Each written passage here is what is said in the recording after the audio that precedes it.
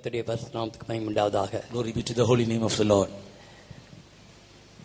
எதிர்பாராத சூழ்நிலைகளிலே இப்படிப்பட்டதான ஒரு கன்வென்ஷனை கர்த்தர் நமக்கு தந்தபடியானாலும் இந்த கன்வென்ஷனிலே வந்து உங்கள் முன்பாக கர்த்தருடைய வார்த்தை பகிர்ந்து கொள்ளும்படியாக ஒரு தருணத்தை அழைத்து தந்தபடியாலும் கர்த்தரை நன்றியோடு ஸ்தோத்திரிக்கிறேன். In this unexpected situation, for giving this beautiful convention in this place, and for me to stand before you and to share this word of God in this blessed opportunity, I thank my God. இந்த மாலை வேளையிலே நம்முடைய தியானத்திற்காக எபிரேயர் நிருபம் 12ஆம் அதிகாரம் 26ஆம் வசனம் முதல் 29ஆம் வசனம் வரைக்கும் வாசிப்போம். For a meditation this evening, let us turn our Bibles to Hebrews chapter 12 verses 26 to 29.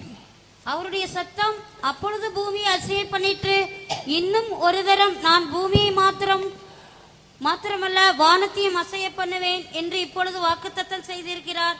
இன்னும் ஒரு தரம் என்கிற சொல்லானது அசையாதவைகள் நிலைத்திருக்கத்தக்கதாக அசைவுள்ளவைகள் உண்டாக்கப்பட்டவைகளைப் போல மாறிப்போம் என்பதை குறிக்கிறது. ஆதலால் அசைவில்லாத ராஜ்யத்தை பெறுகிறவர்களாகிய நாம் பயத்தோடும் பக்தியோடும் தேவனுக்கு பிரியமாய் ஆராதனை செய்யும்படி கிருபையை பற்றி கொள்ள கடவோம். நம்முடைய தேவன் பட்சிக்கிற அக்னியாய் இருக்கிறாரே. Saying, "Yet once more I shake not the earth only, but also heaven." And this word, "yet once more," signifieth the moving of those things that are shaken, as of things that are made, that those things which cannot be shaken may remain. Wherefore, we receiving a kingdom which cannot be moved, let us have grace whereby we may serve God acceptably with reverence and godly fear. For our God is a consuming fire. கர்த்தருடைய பரிசுத்த நாமத்துக்கு மகிமை உண்டாவதாக. Glory be to the holy name of the Lord. எபிரேய நிருபக்காரன் ஒரு கடைசி காலத்தினுடைய கடைசி பகுதியிலே நடக்கப் போகிறதான ஒரு தீர்க்கதரிசன நிறைவேறுதலை குறித்து தரிசனமாக உரைக்கிறதை நாம் இங்கே படிக்க கேட்டோம். The writer of Hebrews is writing about the things that are going to happen in the last days. இன்னும் ஒரு தரம் நான் வானத்தை மாத்திரமல்ல பூமியும் அசைய பண்ணுவேன். At once more I shake not the earth only, but also heaven. இன்னும் ஒரு தரம் என்ற சொல்லானது இரண்டு மகத்தான கிரியைகளை செய்ய போகிறதாக இங்கே சொல்கிறார். This word "yet once more" is going to process two different things. ஒன்று அசையாதவைகள் நிலைத்திருக்கத்தக்கதாக மாறப்போகிறது. And the first thing is the things that cannot be shaken, it is going to be remain. அசை உள்ளவைகள் உண்டாக்கப்பட்டவை போல மாறி போகும் என்பதை வெளிப்படுத்துகிறது. And it reveals that things that are shaken are going to be changed as the things that are made. இங்கே அசை உள்ளவைகள் அசையாதவைகள் என்பது நமக்கு சரியாக விளங்கவில்லை. ஆனபடினால் அசையாதவைகள் காணப்படாதவைகள் எல்லாம் அசையாதவைகள், காணக்கூடியவைகள் எல்லாம் அசையக்கூடியதாக ஒரு ஞான அர்த்தம் உண்டு. And which things are shaken, which things can be moved and which things cannot be moved, we cannot understand it properly, for which we can spiritually say, we can say like this: things that are visible are movable, things that are invisible cannot be moved. இன்னும் ஒரு தரம் அசைக்கும் பொழுது காணப்படாதவைகள், காணக்கூடாதவைகள், காண முடியாதவைகளாகிய அசையாதவைகள் அது நித்தியமாக நிலைத்திருக்க போகிறது. At once more, if he is going to shake the things that cannot be moved, that is the things that are invisible, that they are going to remain.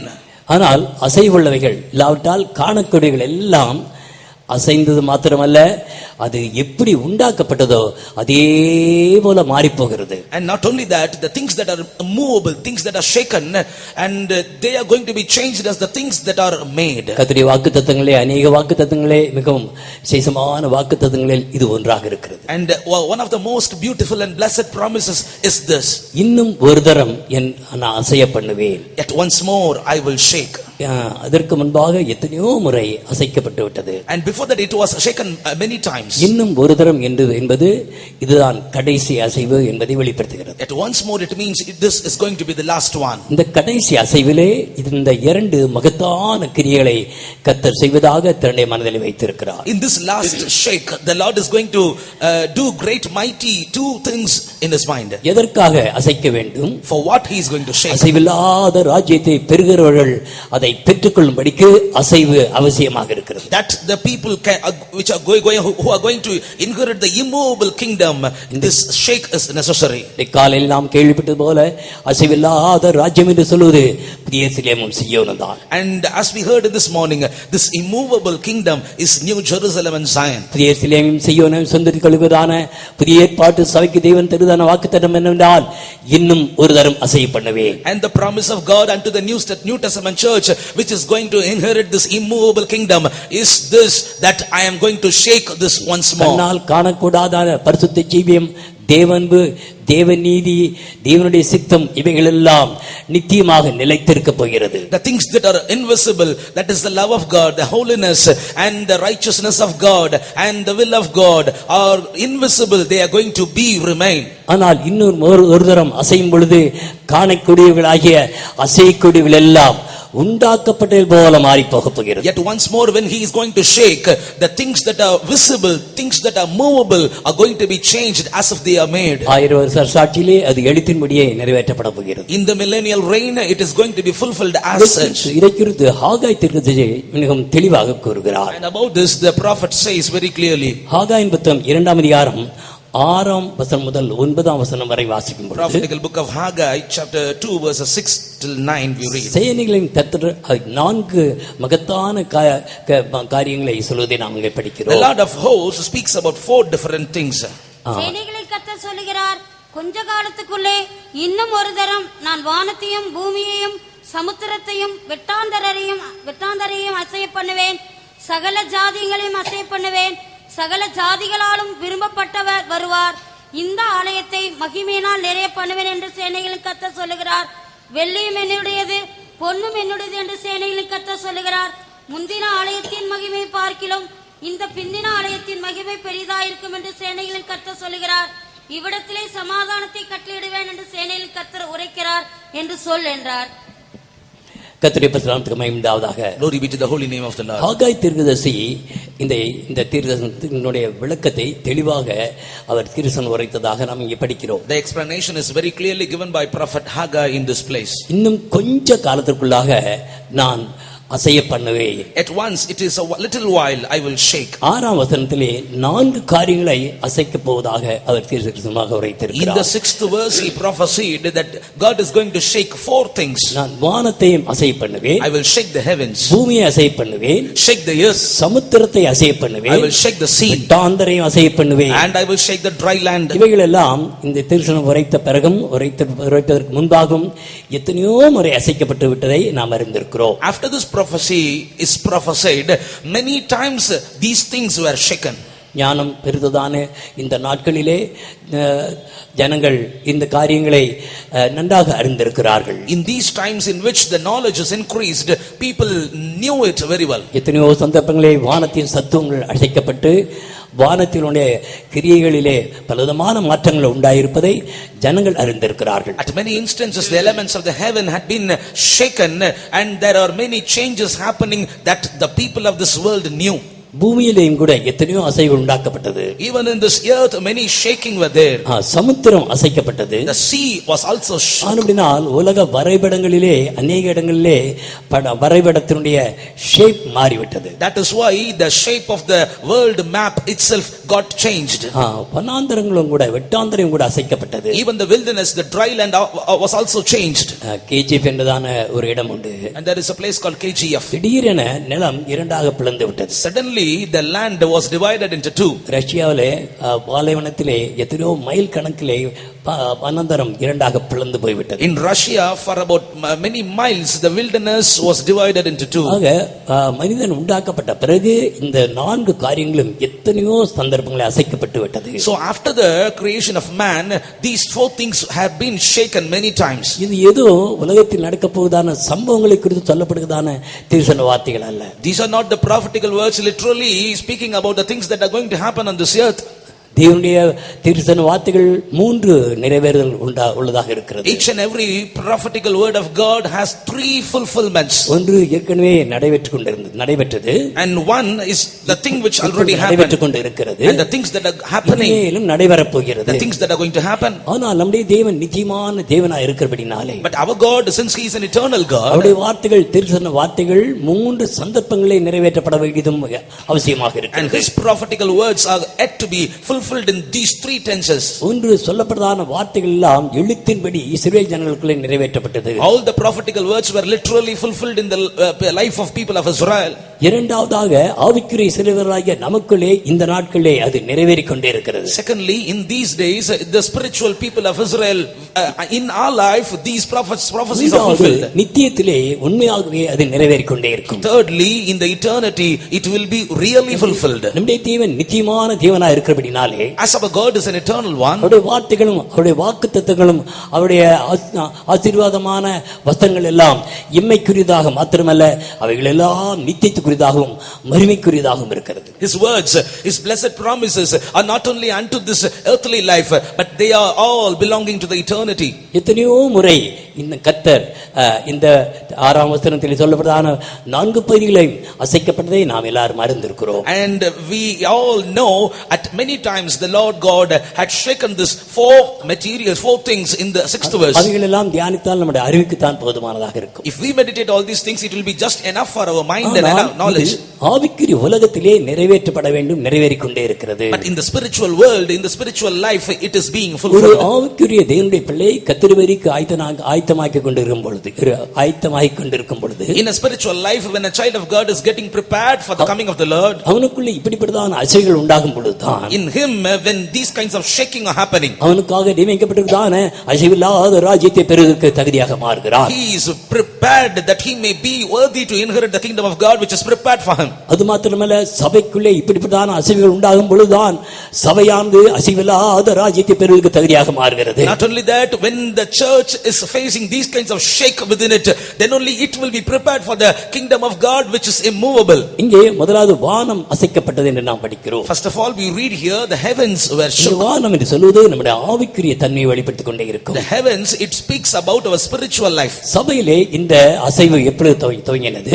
When this shaking happening in the church, கர்த்தராகிய இயேசு கிறிஸ்து மரித்து அடக்கம் பண்ணப்பட்டு உயிர்த்தெழுந்த பிறகு, after the burial and the resurrection of the Lord Jesus Christ, 40வது நாளிலே சீசர்கள் எல்லாரும் மேல் வீட்டு அறையிலே கூடி 10 நாள் ஜெபித்துக் கொண்டே இருந்தார்கள். and at the 40th day, the disciples together with all the people, they were waiting in the upper chamber. அதிலே பலதரப்பட்டதான ஜனங்கள் காணப்பட்டார்கள். and many diverse groups of people were there.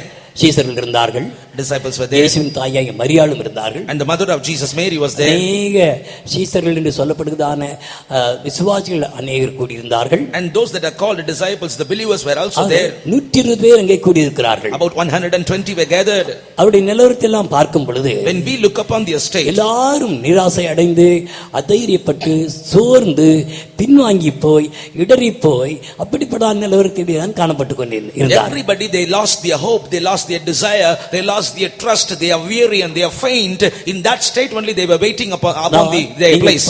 10 நாள் கூடியிருக்க வேண்டும் என்று கர்த்தராலே தேய்க்கப்பட்ட பொழுது அவர் எல்லாரும் மேல் வீட்டு அறையிலே கூடியிருந்தார்கள். and when they were about told that they should wait for 10 days, they waited there in that place for 10 days. மகிமையான இயேசு கிறிஸ்து அவர்களுக்கு காட்சியளித்தார். the glorious Jesus, glorified Jesus, திரும்பவும் தன்னுடைய நிலவரத்தை உணர்ந்து உட்கார்ந்து ஜெபிக்க ஆரம்பித்தார்கள். once again they understand their own state and they started to pray. 10 நாட்கள் எதற்காக ஜெபித்தார்கள்? for 10 days for what they prayed? தன்னுடைய நிலவரத்தை உணர்ந்ததற்காக மனஸ்தாபப்பட்டு கெஞ்சி கதறி அழுது ஜெபித்துக் கொண்டே இருக்கிறார்கள். understanding their own state, they were crying, pleading the Lord. இயேசு கிறிஸ்து தங்களை விட்டு எடுபட்டு போன பிறகு தங்கள் எல்லாரும் பின்வாங்கி போனதை நினைத்து நொந்து போய் ஜெபித்துக் கொண்டே இருக்கிறார்கள். when Jesus was ascended from them, they got backslided, they realized their backsliding nature and they were praying. தனக்கு வந்தான சந்தேகங்கள், அதைரியங்கள், அவிசுவாசங்கள் இவைகளுக்காக மனஸ்தாபப்பட்டு கொண்டு ஜெபித்துக் கொண்டே இருந்தார்கள். for their doubts, for their unbelief, and for all their backsliding nature, nature, they got repentance. 50வது நாளிலே என்ன சம்பவித்தது என்று அப்போஸ்தலர் நடவடிக்கைகள் 2ஆம் அதிகாரத்தில் தெளிவாக வாசிக்கிறோம். On the 50th day, what happened? We read very clearly in the 2nd chapter of book of Acts of the Apostles. அன்றைக்கு தான் பரிசுத்த ஆவியானவர் இந்த பூமியிலே ஊற்றப்பட்டதான முதலாம் நாள். That day was the first day the Holy Spirit was poured out upon this earth. தான் பெந்தேகோஸ்தே நாள். That was the day of the Pentecost. இந்த நாட்களிலேயும் கூட அப்படிப்பட்டதான ஆவியானவர் நம்முடைய மத்தியிலே அசைவாடிக்கொண்டு கிரியை செய்து கொண்டே இருப்பதற்கு நாம் நன்றியா இருக்க வேண்டும். Even in our days, for Holy Spirit to move in our midst, we must be filled with gratitude. 2000 வருடங்களுக்கு மேல் ஆனாலும் கூட ஆவியானவருடைய வல்லமை இன்னும் குறைந்து போகவே இல்லை. Even if the 2000 years had passed, the power of the Holy Spirit has not yet shortened. ஆவியானவருடைய கிரியைகள் குறைந்து போகவில்லை, இன்னும் அதிகமாக பெருத்துக் கொண்டே இருக்கிறது. The works of the Holy Spirit has not decreased, it is keep on increasing. அன்றைக்கு நடந்ததான சம்பவம் என்ன? That incident happened on the day. அன்றைக்கு தான் இந்த ஆவிக்குரிய அசைவு ஆரம்பமானது. On that day only the spiritual shake started. ஆவிக்குரிய உலகத்திலே அசைவு ஆரம்பமானது பெந்தேகோஸ்தே நாளிலே தான். In the spiritual world, the shake at first started on the day of Pentecost. கூடியிருந்த இடம் அசைந்தது என்று நாம் படிக்கிறோம். And the place in which they were gathered was moved. ஒவ்வொருவரும் தூக்கி எறியப்பட்டார்கள். And each and everybody was thrown. இந்த அசைவு அவருடைய சரீரத்தின் கிரியைகளை மாத்திரமல்ல, that shake not only found in your activities of your physical body, ஆத்மாவிலேயும் அவருடைய மனதிலேயும் அந்த அசைவு உண்டானது. that shake took place in their soul and their spirit. அவருடைய கிரியைகள், அதாவது அவர்கள் பின்வாங்கி போன காரியங்கள், இவைகள் எல்லாம் மாற்றப்பட்டு விட்டது. And all their backsliding natures and all the other natures had been changed. இப்பொழுது அதற்கு பிறகு நாங்கள் சாட்சிகளா இருக்கிறோம் என்று தைரியமாக சொல்கிறார்கள். And after that they say, we are the witnesses, with boldness they say. இதயத்திலேயும் மனதிலேயும் சோர்ந்து போனவர்கள் இப்பொழுது பலன் அடைகிறார்கள். They that are weary in their mind and their heart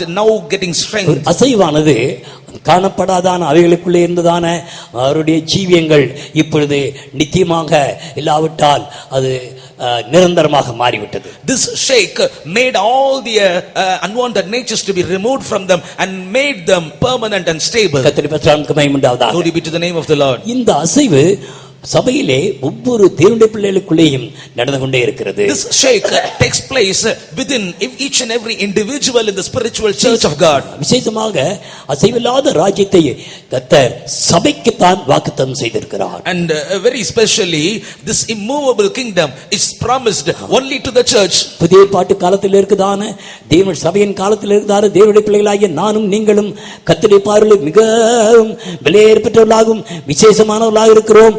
நமக்காக அசைவில்லாத ராஜ்யமாகிய எருசலேமையும் சீயோனையும் கர்த்தர் ஏற்கனவே ஆயத்தமாக்கி வைத்து காத்துக்கொண்டே இருக்கிறார். We who are in the New Testament church, in this church we are as members of the body, for which we must be filled with gratitude, because it is only for this church the Lord God has already prepared the New Jerusalem, which is the immovable kingdom, and he is waiting us for us. இப்படி எழுத்தின்படி அசைக்கப்பட்டவர்கள் இப்பொழுது ஆவிக்குரிய உலகத்திலே ஆவிக்குரியபடி அசைக்கப்பட வேண்டும், அசைந்து கொண்டே இருக்கிறது, இன்னும் அசைய போகிறது. And these literal shakes are going to be happen spiritually, and it will keep on happening in the church. ஆனால் மறந்துவிடக் கூடாது, இதுதான் அசைவிலே கடைசி அசைவு. And we should not forget, this is going to be the last shake. கர்த்தருடைய பரிசுத்த மகிமை உண்டாவதாக. Glory be to the holy name of the Lord. ஆகாய் 2ஆம் அதிகாரம் 7ஆம் வசனத்தை வாசிக்கும் பொழுது, when we come to the 7th verse of the 2nd chapter of Haggai, அசைவினுடைய மற்றொரு கடைசி பகுதியை நாம் தெளிவாக வாசிக்கிறோம்.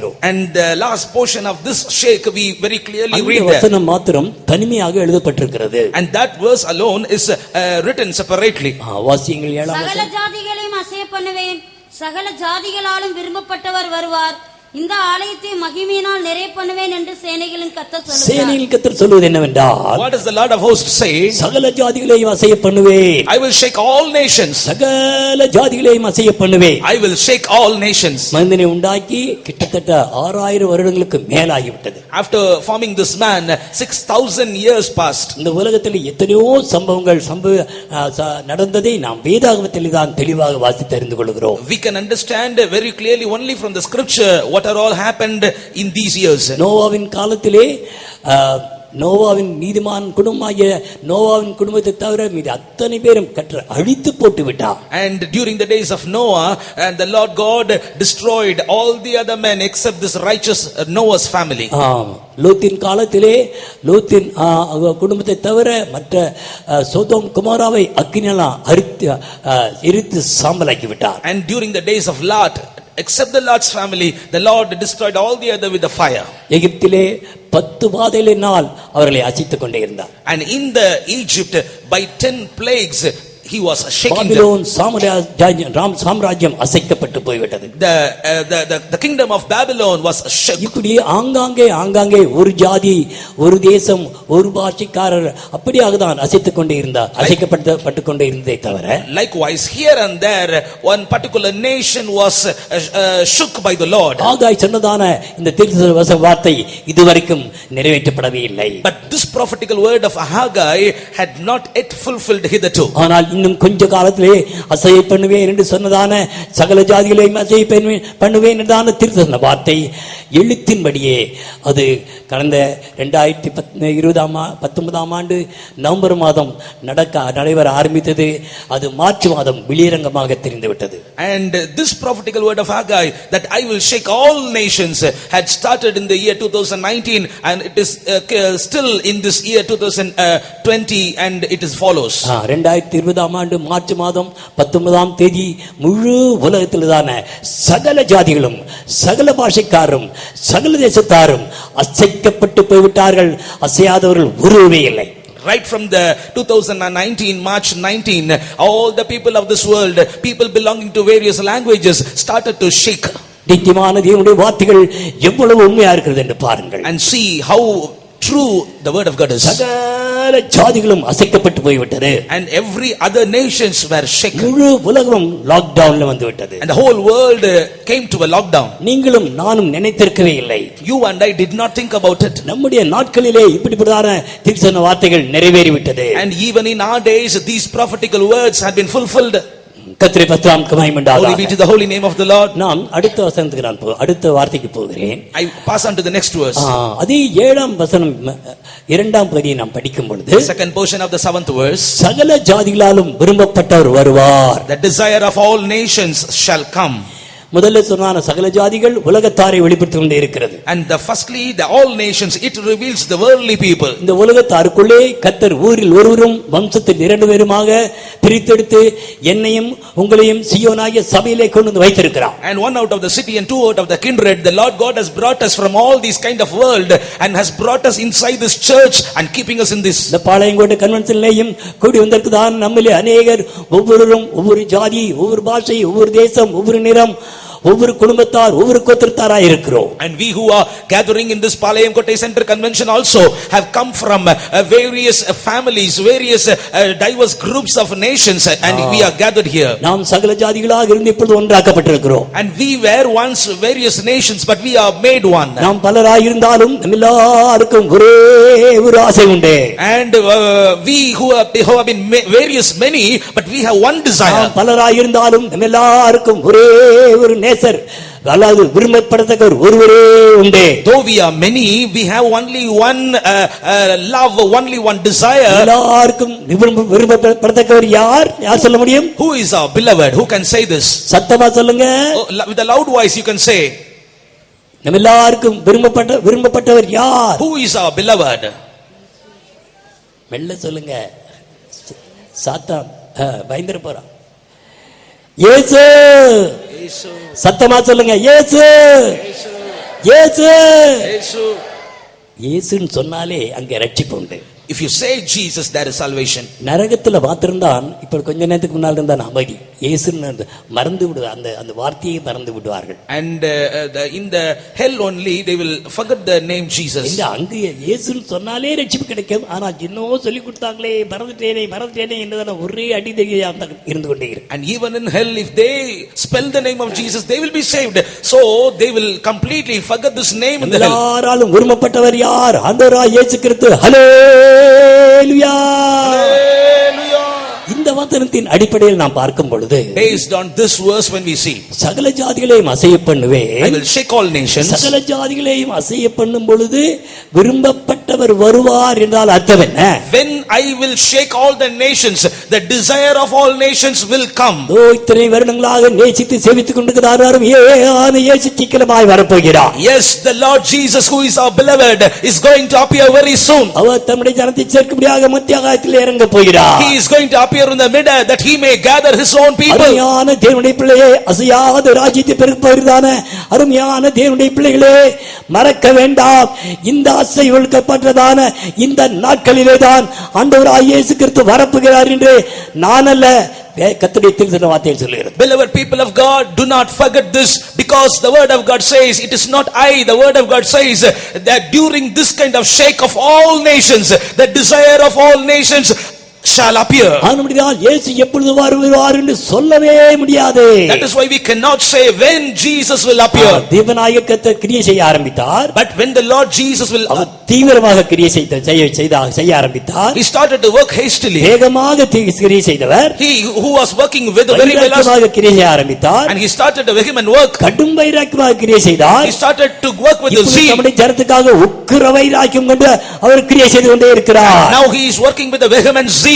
அதிவேகமாக தீவிரமாக அவர் கிரியை செய்து கொண்டே இருக்கிறார். With a great speed he starts his work. அசையாத ராஜ்யத்தை பெறப்போறதான தேவனுடைய பிள்ளையே, உங்களுக்காக எனக்காக அவர் அதிவேகமாக கடும் வைராக்கியமாக கிரியை செய்ய இறங்கி விட்டார்.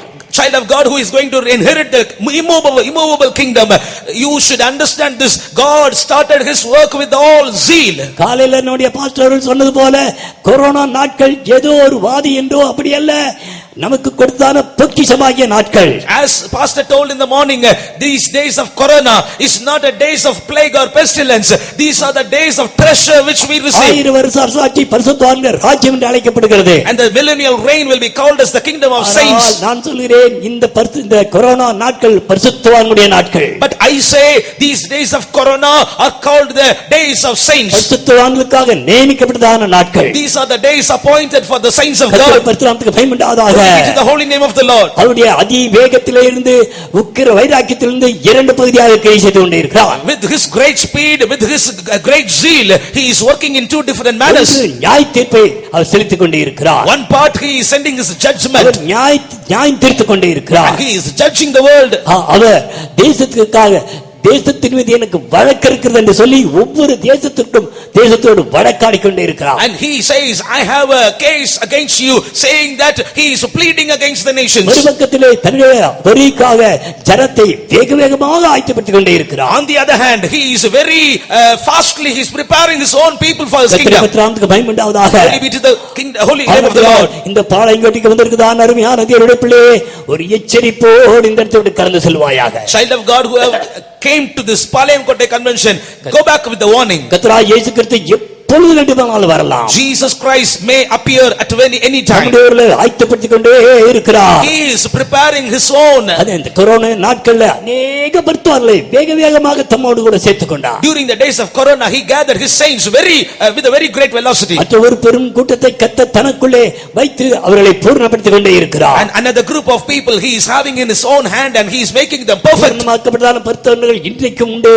The perfect, the saints of God are even now there. 7000 பேரை மறைத்ததால தீர்க்கதரிசியை போல மறைத்து வைத்திருக்கிறார். And he has hidden 7,000 on the day of that prophet. ஆனபடியால் நானும் நீங்களும் எச்சரிக்கப்படுவோமாக. Therefore you and I, let us be warned. இங்கே விரும்பப்பட்டவர் வருவார் என்று நாம் படிக்கிறோம். The desire of all nations shall come. இந்த விரும்பப்பட்டவர் வருவார் என்றால் அவர் எப்படி வருவார், எதற்காக வருவார்? The desire of all nations shall come. What does it mean? For whom and for what he will come? அவர் எங்கே வருவார்? Where he will come? இதெல்லாம் நாம் அறிந்தான அடிப்படை உபதேசங்கள் தான். These are all the and fundamental doctrines that we know. அத்தியாயத்திலே வெளிப்பட போகிறார். He is going to appear in the middle. எதற்காக? For what? தம்முடையவர்களை சேர்க்க. In order to gather his own. 1 கொரிந்தியர் 15ஆம் அதிகாரம் 51ஆம் வசனத்தை வாசிக்கும் பொழுது, when we read 1 Corinthians chapter 15 and verse 51, ஒரு நொடிப்பொழுதிலே, ஒரு இமைப்பொழுதிலே நாம் எல்லாரும் மறுரூபமாக்கப்படுவோம். And in a moment, in the twinkling of an eye, we will all be transfigured. கர்த்தருடைய வரிக்கு போகிறவர்கள் கையிலே மாத்திரமல்ல, எல்லா கிறிஸ்துவுடைய கையிலே வேத புத்தகம் உண்டு. Not only in the hands of the people who are going to be caught up in the coming of the Lord, but in all the Christians' hands this Bible is there. இந்த வாசிகள் எல்லாருடைய திருப்தி என்னவென்றால், so all those who read this word, what does they think? இயேசு கிறிஸ்து வரும்போது நம்ம எல்லாரும் பறந்து போய் விடுவோம். And Christ Jesus comes, we will all fly. எல்லாருக்காக வருவதே இல்லை. He is not going to appear for all. எல்லாரும் என்றால் அர்த்தம் என்ன? All, what does it mean? அங்கே 5 விதமான மண்ணின் சாயலை குறித்து எழுதப்பட்டிருக்கிறது. And 5 kinds of earthly bodies mentioned. மண்ணின் சாயல் மாற்றப்பட்டு காத்துக் கொண்டிருக்கிறவர்களுக்கு தான், Those that have changed this earthly nature and those that are waiting, விண்ணின் சாயலை தரும்படிக்கு அவர் வரப்போகிறார். he is going to give that they may attain the heavenly image. 1 கொரிந்தியர் 15ஆம் அதிகாரம் 41 வசனத்திலிருந்து நீங்கள் வீட்டில் போய் கண்டிப்பாக வாசிக்க வேண்டும். You should go home and you must read 1 Corinthians chapter 15 verses 41. அப்படியானால் இயேசு கிறிஸ்து எப்படி வருவார்? If it is so, how Jesus will come? அவர் வருகிறதான விதத்தை வைத்து அவர் சேர்க்கப்படுவதான ஜனத்தினுடைய தன்மையை நாம் அறிந்து கொள்ள முடியும். And as he is going to appear, the way the process he is going to appear, with that we can understand. ஒரு மேட்சுக்கு போனவர்கள் ஜெயத்தோடு வரும் பொழுது, when people who are going to a match, when they come back with a victory, railway ஸ்டேஷன்ல அவர்கள் வரவேற்கிறவர்கள் ஆரவாரத்தோடு வரவேற்றுக் கொண்டே இருப்பார்கள். and the people who are going to welcome them will welcome them with a great applause. ஆனால் தோல்வியடைந்ததான ஒருவனை வரவேற்கும் பொழுது, But when they are welcoming a defeated one, எல்லாரும் கருப்பு கொடி கட்டி அமைதியாக கூட்டிக் கொண்டு போவார்கள். with the black flag, they will with silence they will welcome them. ஆரவாரத்தோடு அவர்களை கூட்டிக் கொண்டு போகும் பொழுது, When they were taken with a shout, அவர் வரவேற்றதான அந்த கூட்டம் எப்படிப்படும் என்பதை ஒரு அளவுக்கு நிதானிக்க முடியும். and you can understand and analyze what kind of group they are being welcomed. கர்த்தருடைய வருகையின் நாளே பரலோகத்திலே சம்பவிக்கிறதான நிகழ்ச்சியை அதற்கு மேலே இருந்து தரிசனமாக பவுல் நமக்கு வெளிப்படுத்துகிறார். And St. Paul is explaining it as a vision about the coming of the Lord. 1 தெசலோனிக்கேயர் 4ஆம் அதிகாரம் 16ஆம் 17ஆம் வசனங்களை வாசிக்கும் பொழுது, when we read 1 Thessalonians chapter 4 verses 16 and 17, ஏனென்றால் தேவன் தாமே அதுக்கு முந்தின ஆரவாரத்தோடும் வசனம் வாசிங்கள். கர்த்தருடைய வருகையை முன்னிட்டு நாங்கள் உங்களுக்கு சொல்லுகிறதாவது, கர்த்தருடைய வருகை மட்டும் உயிரோடு இருக்கும் நாம் நித்திரை அடைந்தவர்களுக்கு முந்திக் கொள்வதில்லை. ஏனெனில் கர்த்தர் தாமே ஆரவாரத்தோடும் பிரதான தூதனுடைய சத்தத்தோடும் தேவ எக்காலத்தோடும் வானத்திலிருந்து இறங்கி வருவார். அப்பொழுது கிறிஸ்துவுக்குள் மரித்தவர்கள் முதலாவது எழுந்திருப்பார்கள். பின்பு உயிரோடு இருக்கும் நாமும் கர்த்தருக்கு எதிர்கொண்டு போக மேகங்கள் மேல் அவரோடு கூட ஆகாயத்தில் எடுத்துக் கொள்ளப்பட்டு இவ்விதமாய் எப்பொழுதும் கர்த்தருடனே கூட இருப்போம். இவ்விதமாய் அசையாத ராஜ்யத்தில் நித்திய நித்திய காலமாய் அவரோடு கூட காணப்படுவோம். ஹல்லேலூயா. கர்த்தருடைய பத்திரத்துக்கு பயமுண்டாவதாக. Glory be to the holy name of the Lord. கர்த்தருடைய வருகையிலே யார் காணப்பட முடியும்? Who can be caught up in the coming of the Lord? இந்த மூன்று நிலவரத்தை பரிசுத்த பவுல் இங்கே எழுதுகிறார். St. Paul clearly writes 3 states. அவர்களை வரவேற்க வரும் பொழுது, when he is coming to welcome them, தாமே ஆடி பாடி நடனமாடி கொண்டு வருகிறார். the Lord himself dances and with a shout he comes. இரண்டாவது பிரதான தூதன் நம்முடைய சத்தத்தோடு வருகிறாராம். பிரதான தூதன் அங்கே இருக்கிறார். பிரதான தூதன் வரும் பொழுது அவனோடு கூட அத்தனை தேவதூதர்களும் வந்து விடுகிறார்கள். And he is coming with the archangel, and with that archangel the all other angels are gathered together and come. மூன்றாவதாக தேவ எக்காலத்தோடு வருகிறாராம். Thirdly he comes with the trump of God. அமைதியாக வருவதே இல்லை. He is not coming in silence. கர்த்தருடைய பத்திரத்துக்கு பயமுண்டாவதாக. Glory be to the holy name of the Lord. கர்த்தர் வருகையினாலே அநேக காரியங்கள், அதிலே மூன்று காரியத்தை குறித்து இங்கே பவுல் சொல்கிறார். And many things are going to happen in the coming of the Lord. Among that 3 things St. Paul is mentioning here. கர்த்தர் தாமே ஆரவாரத்தோடு வருகிறார். The God comes with a shout. நான் ஏற்கனவே சொன்னது போல, already I told you, யாரை ஆரவாரத்தோடு சேர்ப்பார்கள்? who will be welcomed with a shout? ஜெயம் பெற்றவர்களை, வெற்றி பெற்றவர்களை சேர்க்க வரும்பொழுது அமைதியாக வரவே முடியாது. And if the victors are welcome, it cannot be done in silence. இந்த பாவம் நிறைந்ததான உலகத்திலே, in this world with sin, அநீதி நிறைந்ததான உலகத்திலே, world filled with unrighteousness, அக்கிரமத்தின் மத்தியிலே, world among the iniquities, அநியாயத்தின் மத்தியிலே, among injustice, சிறு கூட்டம் கர்த்தருக்கு உண்டு. a small group is for the Lord. அவர்கள் இவையெல்லாவற்றையும் ஜெயித்தவர்களாக இருக்கிறார்கள். And they are the overcomers. அவர்கள் பாவத்தை ஜெயித்தார்கள். They overcame sin. உலகத்தை ஜெயித்தவர்கள். Overcame the world. மாம்சத்தை ஜெயித்தவர்கள். Overcame the flesh. பிசாசை ஜெயித்தவர்கள். Even overcame the demon. கர்த்தருடைய பத்திரத்துக்கு பயமுண்டாகட்டும். Glory be to the holy name of the Lord. இந்த உலகத்தில் இருந்தான வேளையிலே, while they were in the earth, கடந்த நாட்களில் நாம் கேட்டதான சத்தியத்தின்படி, as we heard in the last days, தன்னுடைய பாவங்கள் எல்லாம் ஆண்டவராகிய இயேசு கிறிஸ்துவின் அவரிடத்திலே ஒவ்வொன்றாக மெய் மனதாபத்தோடு கண்ணீரோடு அறிக்கையிட்டவர்கள். with the true grievance they they confessed all their sins one by one with the tears. They confessed. பாவ மன்னிப்பின் நிச்சயத்தையும் ரட்சிப்பின் சந்தோஷத்தையும் பெற்றுக்கொண்டவர்கள், They that have got the assurance about the forgiveness of their sins ஞானஸ்நானத்துக்காக தன்னை ஒப்புக்கொடுக்கிறார்கள். and submitting themselves for the waters of baptism. ஞானஸ்நானம் எடுத்தான தேவனுடைய பிள்ளைகள் The children of God who have received the baptism. உபதேசத்தின்படி ஞானஸ்நானம் எடுத்தால் மாத்திரம் போதவே போதாது. It's not enough that you are baptized according to the truth. ஒவ்வொரு நாளும் ஞானஸ்நானம் சத்தியத்துக்கு கீழ்ப்படிய வேண்டும். Each and every day you should have to obey to the truth of the baptism. ஞானஸ்நானம் சத்தியம் என்ன சொல்லுகிறது? What does the truth of baptism say? ரோமர் 6ஆம் அதிகாரத்திலே போய் நீங்கள் வீட்டில் வாசித்து பார்க்க Go வேண்டும். home and read Romans chapter 6. ஒவ்வொரு நாளும் எடுக்க வேண்டியதான ஆவிக்குரிய பயிற்சியை குறித்து நாம் அங்கே படிக்கிறோம். We read about the spiritual exercises which we need to do each and every day. ஒவ்வொரு நாளும் சரீரத்தின் அவயவங்கள் ஒவ்வொன்றாய் கிறிஸ்துவோடு கூட சிலுவையில் ஒப்புக் கொடுக்க வேண்டும். Each and every day we need to surrender and submit our every members of the body to be crucified with Jesus. ஒவ்வொரு நாளும் நம்முடைய அவயவங்களை கிறிஸ்துவோடு கூட சிலுவையில் ஒப்புக் கொடுக்கும் பொழுது, when we surrender our members of our body to be crucified with Jesus each and every day, அந்த நாளுக்கு பிறகு இந்த பாவத்துக்கு மரித்து விடுகிறது. and after few days this body is dead unto sin. அந்த குறிப்பிட்ட பாவத்திற்கு அது மரித்ததாக எண்ணிக்கொள்ளுங்கள். And you should reckon that it is dead unto that particular sin. அந்த அவயவத்தை இப்பொழுது கிறிஸ்துவோடு கூட அடக்கம் செய்ய வேண்டும். Now you need to bury that particular organ of your body with Christ. தனக்குள்ளே போட்ட எந்த பொருளையும் மண் தன்னை போல மாற்றுவது போல கிறிஸ்துவுக்குள் அடக்கம் பண்ணப்படுகிறவன் கிறிஸ்துவை போல மாற்றப்படுகிறான். And this soil, this dust, whichever thing is buried within it, it is able to change that object into an object which is like itself. Likewise you will be changed into Christ. தன்னுடைய அவயவங்களை நீதிக்குரிய ஆயுதமாக ஒவ்வொரு நாளும் ஒப்புக் கொடுக்க வேண்டும். Therefore we need to surrender our members of our body as an organs or weapons of righteousness. பாவத்தை செய்யும்படிக்கு பாவத்துக்கு அடிமையாக்கப்பட்டதான இந்த சரீரத்தின் அவயவங்கள் இப்பொழுது நீதிக்குரிய போர் ஆயுதமாகவே மாறிவிடுகிறது. These members which once were doing the sin and now they are becoming the weapons unto righteousness. இவன் பாவத்துக்கு மரித்து விட்டான், and he is dead unto sin. ஆனால் பாவம் மரிக்கவே இல்லை. But sin is not dead. இந்த பாவம் என்ன செய்கிறது? What does this sin do? திரும்பமாக இவனை நோக்கி வந்து கொண்டே இருக்கிறது. It comes once again to him. ஆனால் இப்பொழுது அவருடைய அவயவங்கள் எல்லாம் நீதிக்குரிய போர் ஆயுதங்களாக மாற்றப்பட்டிருக்கிறபடினா, but now his members have become the weapons of righteousness. அந்த பாவத்துக்கு விரோதமாக அது போராட ஆரம்பிக்கிறது. It starts to strive against the sin. கர்த்தர் செய்கிறதான மகத்தான கிரியைகளை பாருங்கள் பிரியமானவர்களே. See the mighty things which God does, beloved ones. கிறிஸ்துவோடு கூட சிலுவையில் ஒப்புக் கொடுப்பது எவ்வளவு முக்கியமான காரியமாக இருக்கிறது. How much important it is to crucify your members with the Christ. ரோமர் 6ஆம் அதிகாரம் 11ஆம் வசனத்திலே அதை குறித்து வாசிக்கிறோம். About that we read in Romans chapter 6 and verse 11. அது நீதிக்குரிய ஆயுதம் என்று நாம் படித்தாலும் கூட, and we read about that as instrument of righteousness. ஆங்கிலத்திலே அது மிசைல் என்று எழுதப்பட்டிருக்கிறது. Missile. and in English it is written as missile. மிசைலுக்கு அர்த்தம் என்ன தெரியுமா? What do you mean by missile? எதிரினுடைய ராக்கெட் அதாவது குண்டு போடும்படியாக வரும் பொழுது, when the enemy's rocket is coming to blast a bomb, இவர்களுடைய ராக்கெட் வேவுகணைகள் வேகமாக போய் அந்த புகைக்குள்ளே சென்சார் செய்து உள்ளே போய் அது டிசேபிள் செய்து விடும்.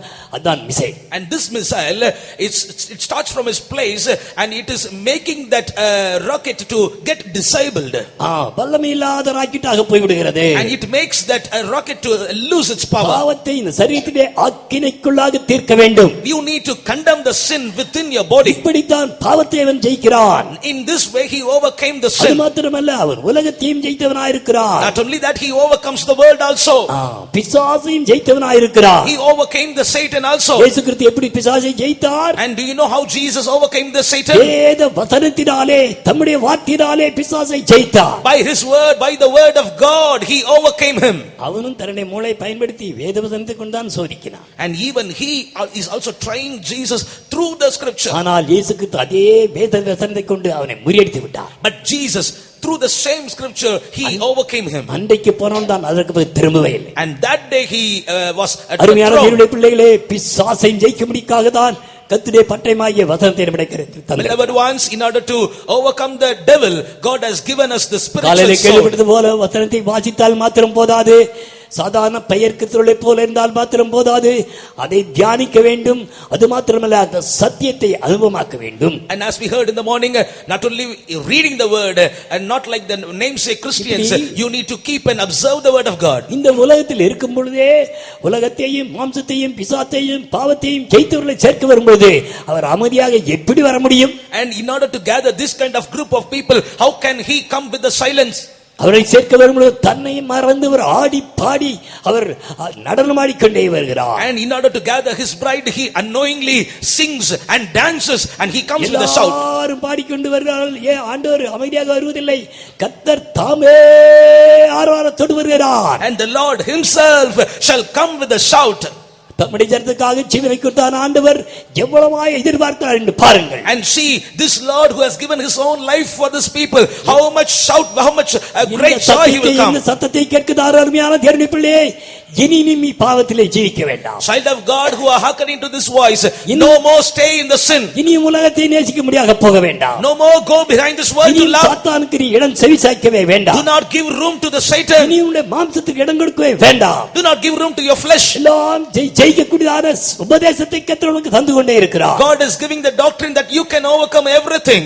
ஜெயித்தவர்களை சேர்க்க வரும்பொழுது ஆரவாரத்தோடு வருகிறார். In order to gather the overcomers, he comes with a shout. இரண்டாவதாக நாம் படிக்கும் பொழுது, secondly we read, அவர் பிரதான தூதனுடைய சத்தத்தோடு வருகிறார் என்று நாம் படிக்கிறோம். We read he comes with the voice of the archangel. பிரதான தூதன் வரும் பொழுது, when the archangel comes, அவனோடு கூட அனைத்து தேவதூதர்களும் அங்கே வந்து விடுகிறார்கள். and all the other angels are gathering with him. ஒரு எஸ்பி வந்தால், when an SP comes, கீழ இருக்கதான டிஎஸ்பி,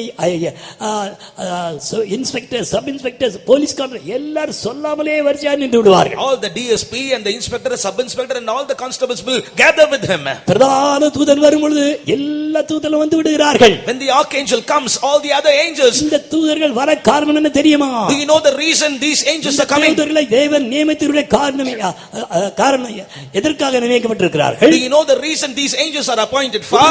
முதலாம் அதிகாரம் 14ஆம் வசனத்தை வாசிக்கும் பொழுது, when we read in the chapter 1 and verse 14, தேவதூதர்கள் எல்லாரும் ரட்சிப்பை, கடைசி ரட்சிப்பை சுதந்தரிக்க போகிறதான கர்த்தருடைய வரிக்காக ஆயத்தமாக்கப்படுவதான தேவனுடைய பிள்ளைகளுக்கு நியமிக்கப்பட்டதான பணிவிடையாவிகளாக இருக்கிறார்கள். And these angels are the ministering spirits unto the people who are going to attain the perfection. அருமையான தேவனுடைய பிள்ளையே, தேவ தூதன் உனக்கு பணிவிடை செய்யும்படியாக நியமிக்கப்பட்டிருக்கிறார்கள். Beloved children of God, these angels were ministering spirits unto you. இது சத்தியமாக மாத்திரமல்ல, இன்றைக்கு சாட்சியில தெளிவாக கேள்விப்பட்டீர்கள். This is not only the truth, even in this evening time the testimony you have heard it.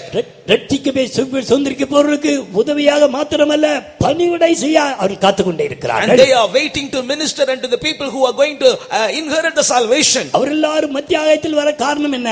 Why they are coming in the mid-air? அவர்கள் பணிவிடை வேலை முடிந்து விட்டது. Their ministering work had been completed. வேலையில ரிட்டையர்ட் ஆகி விடுகிறார்கள். They got retired from this work. பெரிய சந்தோஷம், with a great joy. அவங்களுக்கு வேலையில ஒரு பெரிய promotion. And they got a promotion in their work. கர்த்தரை பற்றி பயமுண்டாவதாக. Glory be to the holy name of the Lord. பக்தவானை சேர்க்க வரும் பொழுது, when the Lord is coming to gather the saints, ஆண்டவராகிய இயேசு கிறிஸ்துவோடு கூட ஆயிரக்கணக்கான கோடிக்கணக்கான தேவதூதர்கள் வருகிறார்கள். with Lord Jesus, crores and millions of angels are going to appear. இவர்கள் யார்? Who are they? இவர்கள் பூரணப்பட்டவர்கள். They are perfected. அருமையான தேவனுடைய பிள்ளைகளே, beloved people of God, நானும் நீங்களும் ஆண்டவருடைய பார்வையிலே எவ்வளவு விசேஷமானவர்களாக இருக்கிறோம் என்று பாருங்கள். do you know when we are precious in the sight of the Lord? என்னையும் உங்களையும் ஒரு பெரிய இடத்திற்காக ஆயத்தமாக்கி அவர் காத்துக்கொண்டே இருக்கிறார். And he is preparing us for a particular place in the heaven and he is waiting for us. தேவனாகிய கர்த்தர் முதலாவது கர்த்தராகிய இயேசு கிறிஸ்துவை நமக்காக தந்தார். God the Father, at first he gave the Lord Jesus Christ for us. இரண்டாவதாக பரிசுத்த ஆவியின் அபிஷேகத்தை நமக்காக தந்தார். Secondly, he commanded the Holy Spirit unto us. ஆனால் அதோடு நிறுத்திவிடவே இல்லை. With that he did not stop. அதோடு அந்த தேவனுடைய பிள்ளைகளுடைய அடிப்படை ரட்சிப்பு நிறைவேற்றப்படுகிறது. And with that the basic salvation of the people of God get fulfilled. ஆனால் அது மாத்திரம் போதாது. But it is not enough. ஆழத்திலே கடந்து செல்ல வேண்டும். We need to go deep. அதற்காக கர்த்தர் என்ன செய்கிறார்? For that what did the Lord say? அநேக காரியங்களை ஏற்படுத்தினார் என்று நிருபத்திலே வாசிக்கிறோம். And we read in the epistle that he had appointed many things. இப்பொழுது பாவத்திலிருந்து விடுதலையாக்கப்பட்டு now we are delivered from the sin. ஞானஸ்நானத்தின் மூலமாக நீதியை நிறைவேற்ற ஆரம்பித்ததான தேவனுடைய பிள்ளைகள், Children of God who are fulfilling the righteousness through the waters of baptism. பரிசுத்தவான்களின் அபிஷேகத்தை பெற்ற பிறகு After receiving the Holy Spirit, பரிசுத்தவான்கள் என்றதான பட்டியலுக்கு வருகிறார்கள். they are coming to the list of saints. ஆனால் இந்த பத்துவான்களாகவே இருந்தால் போதவே போதாது. These saints are not enough that they are remaining in the same list. இந்த பரிசுத்தவான்கள் பூரணப்பட வேண்டியது அவசியமாக இருக்கிறது. And these saints are needed to be perfected. எபேசியர்கள் 4ஆம் அதிகாரம் 12ஆம் வசனத்தை வாசிக்கும் பொழுது, When we read Ephesians chapter 4 verse 12, பரிசுத்தவான்கள் சீர்வருந்தபடிக்கு என்று தமிழ்ல வாசிக்கிறோம். and we read in Tamil that the saints may be reproved. வாசிங்க. பரிசுத்தவான்கள் சீர்பொருந்தும் பொருட்டு சுவிசேஷ ஊழியத்தின் வேலைக்காகவும் கிறிஸ்துவின் சரீரமாகிய சபையானது பக்தி விருத்தி அடைவதற்காகவும். ஆங்கிலத்தில் வாசிக்கும் பொழுது, In English it is given for the perfecting of the saints. for the perfecting of the saints, பரிசுத்தவான்கள் பூர்ணப்படும்படிக்கு என்று தெள்ள தெளிவாக ஆங்கிலத்தில் சொல்லப்பட்டிருக்கிறது. Very clearly it is written in English, for the perfecting of the saints. அபிஷேகம் பெற்றதான தேவனுடைய பிள்ளையே, அபிஷேகம் பெற்றதிலே திருப்தியாக இருந்து கொண்டே இருக்க முடியாது. கர்த்தருவிலே காணப்படவே முடியாது. Anointed children of God, you should not be satisfied in your anointing. You cannot be caught up in the coming of the Lord. நீ பூர்ணப்படும்படியாக பூர்ணத்துக்கு நேராக கடந்து செல் என்று எபிரேயர் 6:1-2 வசனங்களை வாசிக்கிறோம். And you need to pass on or go on to the perfection. We read in Hebrews chapter 6 verse 1 and 2. கடந்து போவோமாக.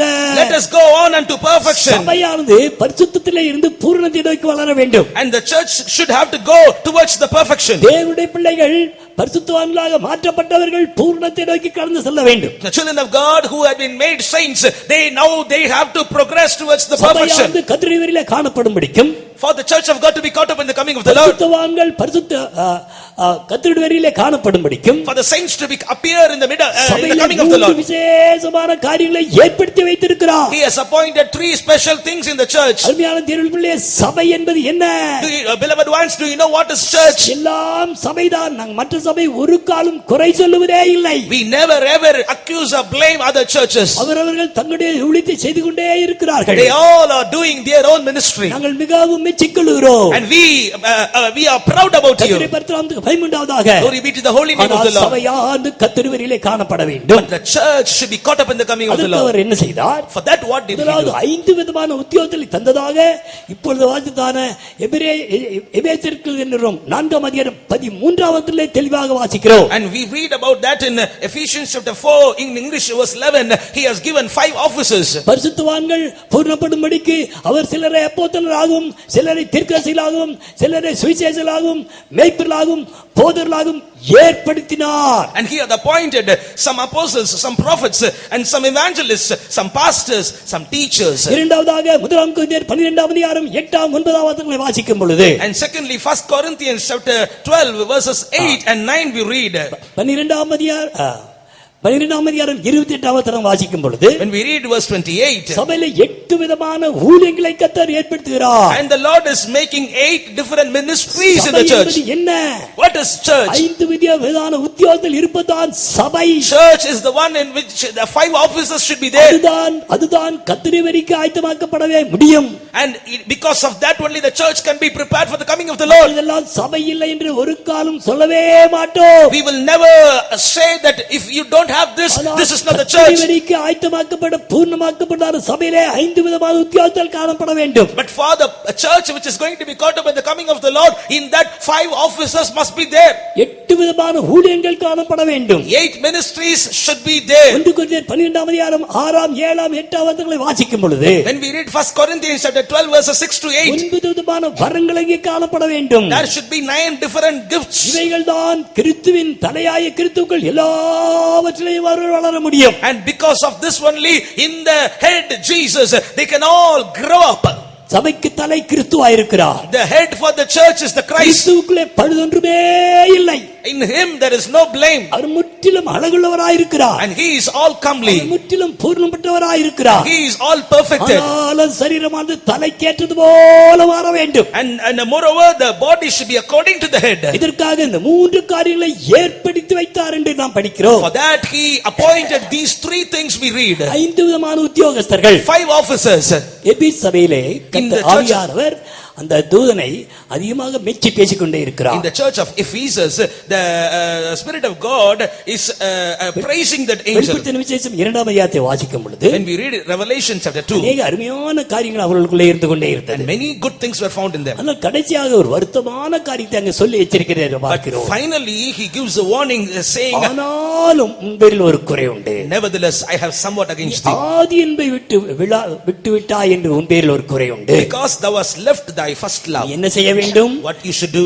சீக்கிரமாக ஆதி என்புக்குள்ளே கடந்து வர வேண்டும். Come back very soon to the first one. இல்லாவிட்டால் விளக்கு தண்டை இடத்திலிருந்து நீக்கி போட்டு விடுவேன்.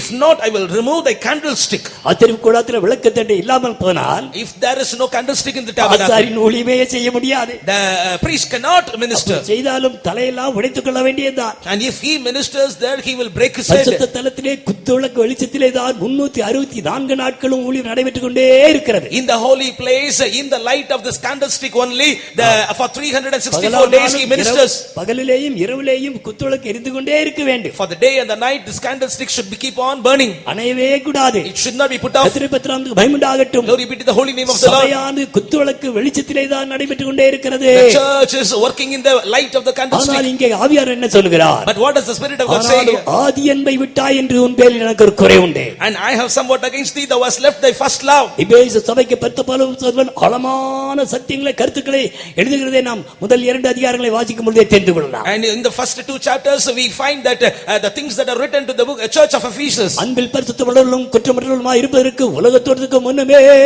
உங்களை கிறிஸ்து இயேசுவுக்குள் தெரிந்து கொண்டார் என்றான ஆழமான சத்தியத்தோடு ஆரம்பிக்கிறார். And he starts with the word that you had been formed even before the foundation of this world, that you may be found blameless in holy and love. ஆனாலும் ஆதி என்பதிலிருந்து இவர்கள் விழுந்து போக காரணம் என்ன? But why and how they got fallen from the first love? அந்த காரணத்தை முந்தின வசனத்தின் கடைசி பகுதியிலே சொல்கிறார். And he is writing the reason in தயவுசெய்து the அந்த வசனத்தை வாசிக்க முடியுமா? நீ சகித்துக் கொண்டிருக்கிறதையும் பொறுமையாயிருக்கிறதையும் என் நாமத்தின் நிமித்தம் இளைப்படையாமல் பிரயாசப்பட்டதையும் அறிந்திருக்கிறேன். வெல்டன், நல்லது. அடுத்தது, ஆனாலும் நீ ஆதியில் கொண்டிருந்த அன்பை விட்டா என்று அப்போஸ்தலர் அல்லாதவர்கள் தங்களை அப்போஸ்தலர் என்று சொல்லிக் கொண்டதை நன்றாக ஆராய்ந்து அவர்களை அப்போஸ்தலர் அல்ல என்று கண்டறிந்து நான் அறிந்திருக்கிறேன் என்று அவர் கைகுலுக்குகிறார். And he is giving hands to him saying like this. அப்போஸ்தலர் அல்லாதவர்கள் தங்களை அப்போஸ்தலர் என்று சொல்லுகிறதை நீ சோதித்து அவர்களை பொய்யர் என்று கண்டறிந்ததையும் நீ சகித்துக் கொண்டிருக்கிறது. நீ அவர்களை பொய்யர் என்று கண்டறிந்ததை நான் அறிந்து உன்னை நான் மெச்சிக்கொள்கிறேன்.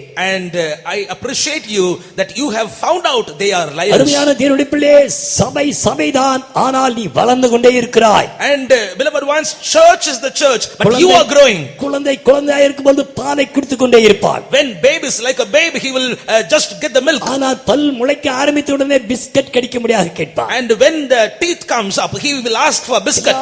பல்லும் முளைத்த பிறகு கடிக்க முறுக்கு வேண்டும் என்று கேட்பான். And when he gets all the teeth, he will ask for a murukku. வாலிபனாகும் பொழுது எலும்பு வேண்டும் என்று கேட்பான். And when he is becoming a young man, he will ask for a bone. அதோட அர்த்தம் என்ன? What does it mean? பிள்ளை வளருகிறது. Child grows. பிள்ளை வளருகிறது. Child is growing. ஆவிக்குரிய ஜீவியத்திலே தேவனுடைய பிள்ளைகள் வளர்ந்து கொண்டே இருக்க வேண்டும். In the spiritual life, the people of God should keep on growing.